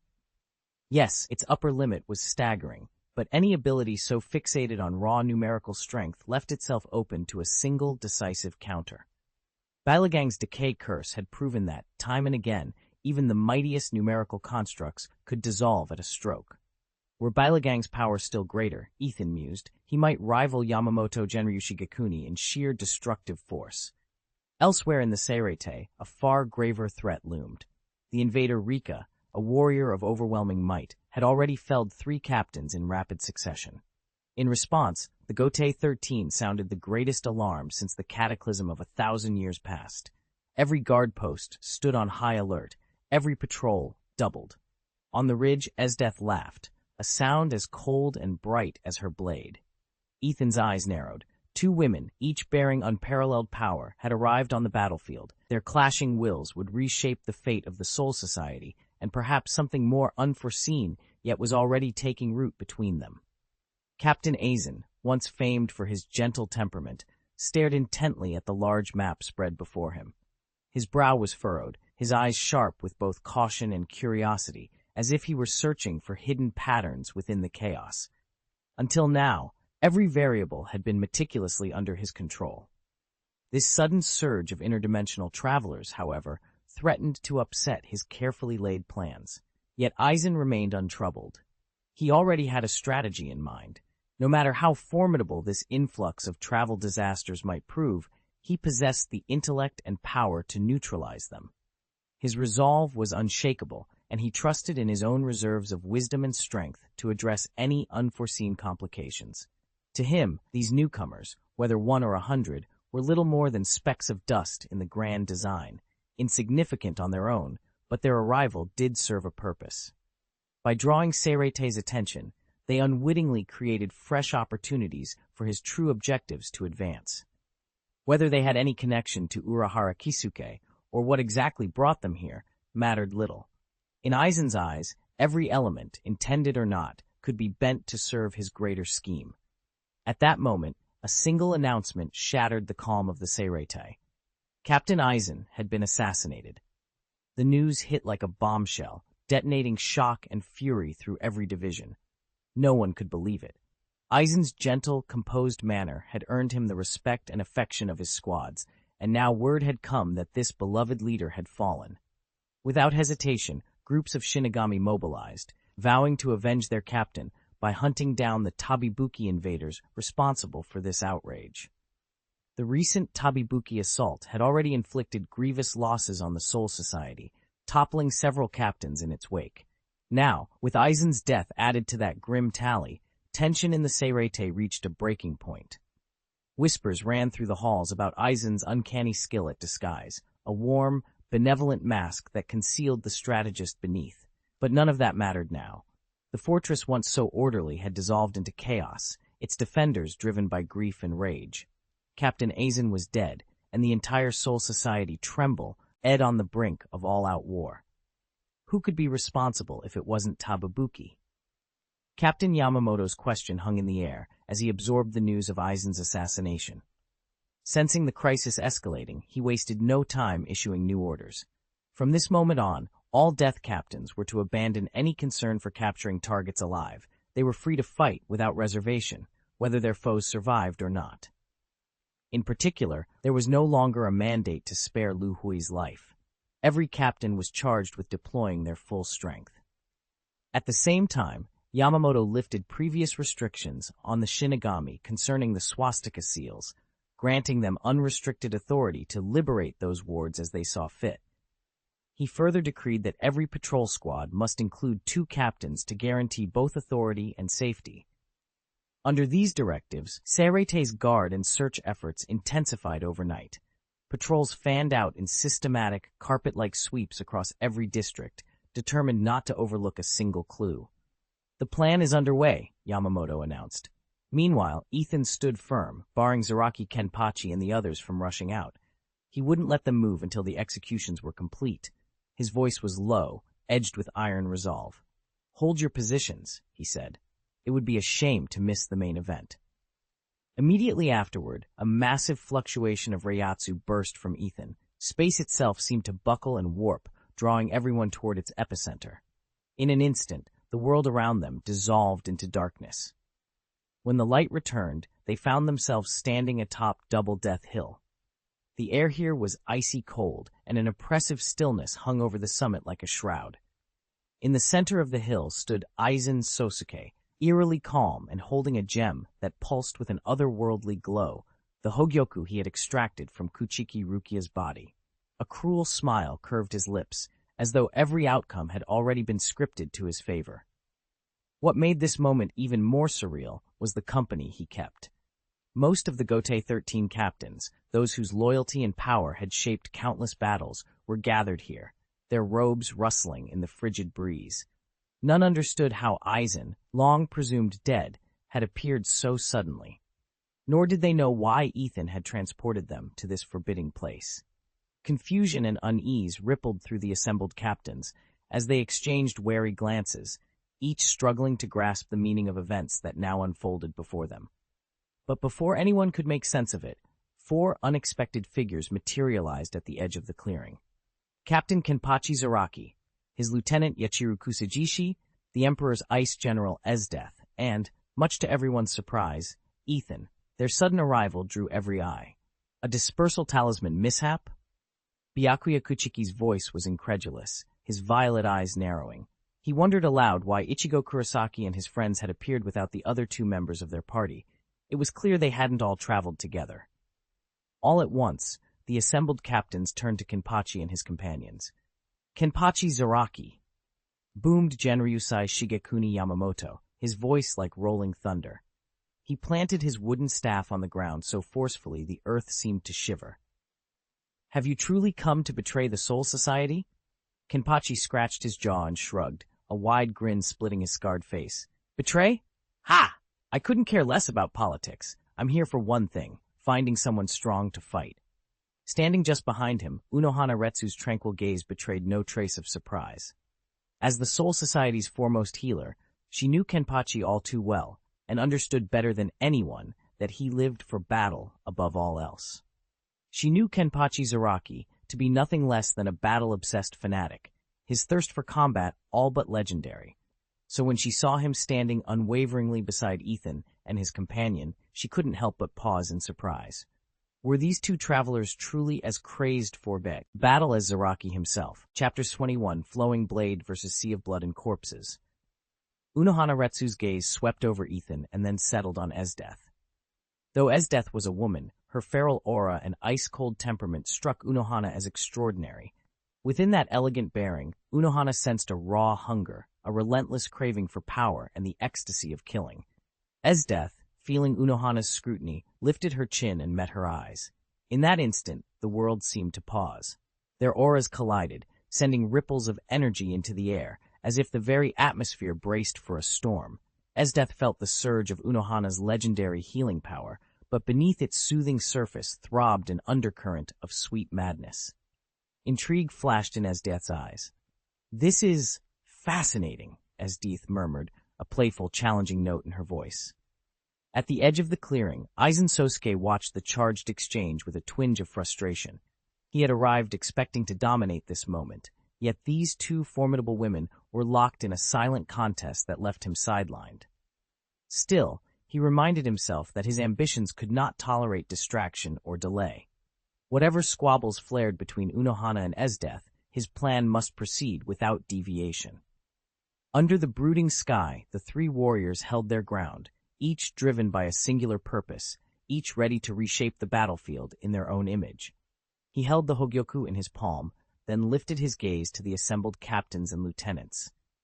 "I know you're all bewildered right now, wondering why I've done this, but have no doubt you'll understand very soon." His voice was calm, brimming with absolute confidence, as though every outcome lay within his power. Yet Yamamoto Genryusai Shigekuni remained unshaken. He understood better than anyone how dangerous Aizen Sosuke had become, how far his ambitions stretched, and how coldly he was prepared to pursue them. Most alarming of all was Aizen's desire to tap into the greatest taboo of the Soul Society, the secret entwined with that forbidden existence. In that instant, Yamamoto's restraint snapped. "Aizen Sosuke, traitor! Today, I will purge you from this world." His roar rolled through the empty expanse like storm-driven thunder, rattling the very air. With a swift motion, he shrugged off his howry, revealing muscles honed to razor's edge, each sinew a testament to decades of unwavering duty and honor. Time may be relentless, but even this legendary blade, once unchallenged across countless battlefields, now bore the slightest hint of rust. A subtle reminder that nothing, not even legend, is immune to the passage of years. When Yamamoto Genryusai Shigekuni finally made up his mind, every trace of doubt vanished. His sword became razor-sharp once more. He lifted his Zanpakuto high and spoke in a low, deadly whisper. "Everything will return to ashes, Ryujin-jaka." At that command, Ryujin-jaka burst forth. The ordinary-looking katana that had long been concealed within his cane revealed its true form, a dark purple tsuka, an oval guard, and a simple brown saya. Unremarkable, yet brimming with unimaginable power. Flames leapt along the blade, so intense they seemed poised to consume the world itself. This was the might of the oldest, most powerful fire-type Zanpakuto. Its shikai alone could incinerate anything in its path. "Sosuke Aizen," Yamamoto called out, his voice unwavering. "Are you ready to die?" Aizen's response echoed across the battlefield, dripping with sarcasm and confidence. "You really think you've figured out everything?" Ethan didn't flinch or hide. He planted himself firmly, bracing for Captain General Yamamoto Genryusai Shigekuni's attack.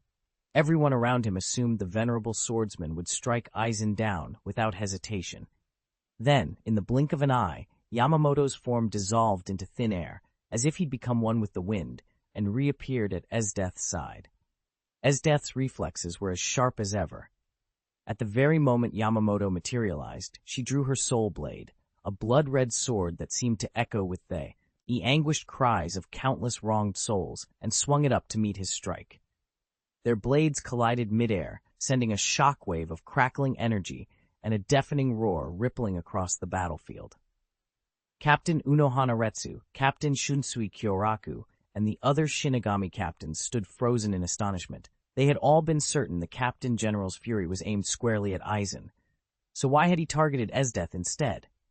Exchanging bewildered glances, they silently acknowledged that something far stranger than they had ever imagined was unfolding before them. Even though Esdeath stood with their enemies, it was beneath the honor of Captain General Yamamoto Genryusai Shigekuni to launch a surprise assault. As the foremost leader of the Shinigami, Yamamoto was known for his unwavering principles, and here he was attacking Esdeath without warning. His allies stared at one another in disbelief. Had their Captain General truly abandoned the code he'd lived by? Or were his orders now so corrupted that nothing he'd said before, especially his vow to eliminate Aizen, could be trusted?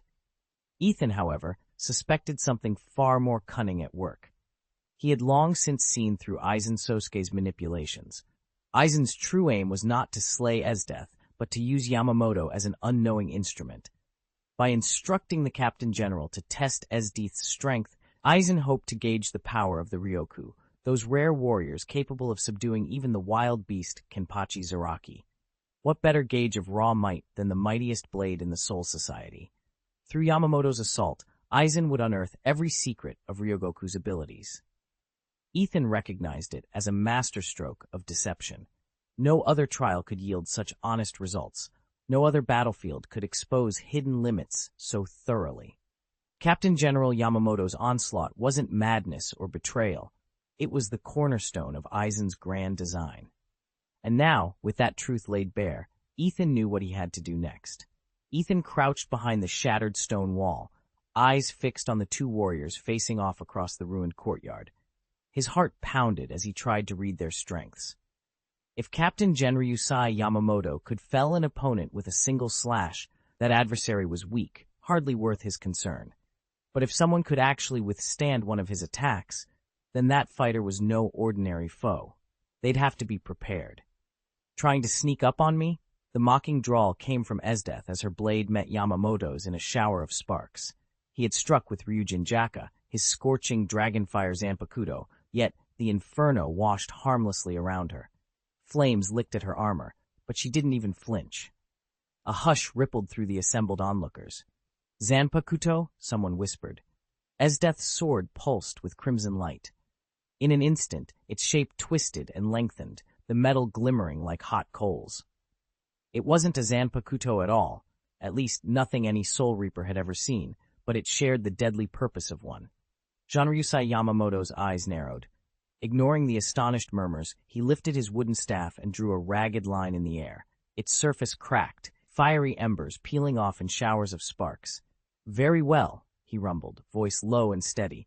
"I'll show you real power." With that, Yamamoto released his Bankai. The courtyard exploded in searing heat as flame and steel collided once more, and Ethan, heart racing, realized he was witnessing a clash that could shake the very foundations of their world.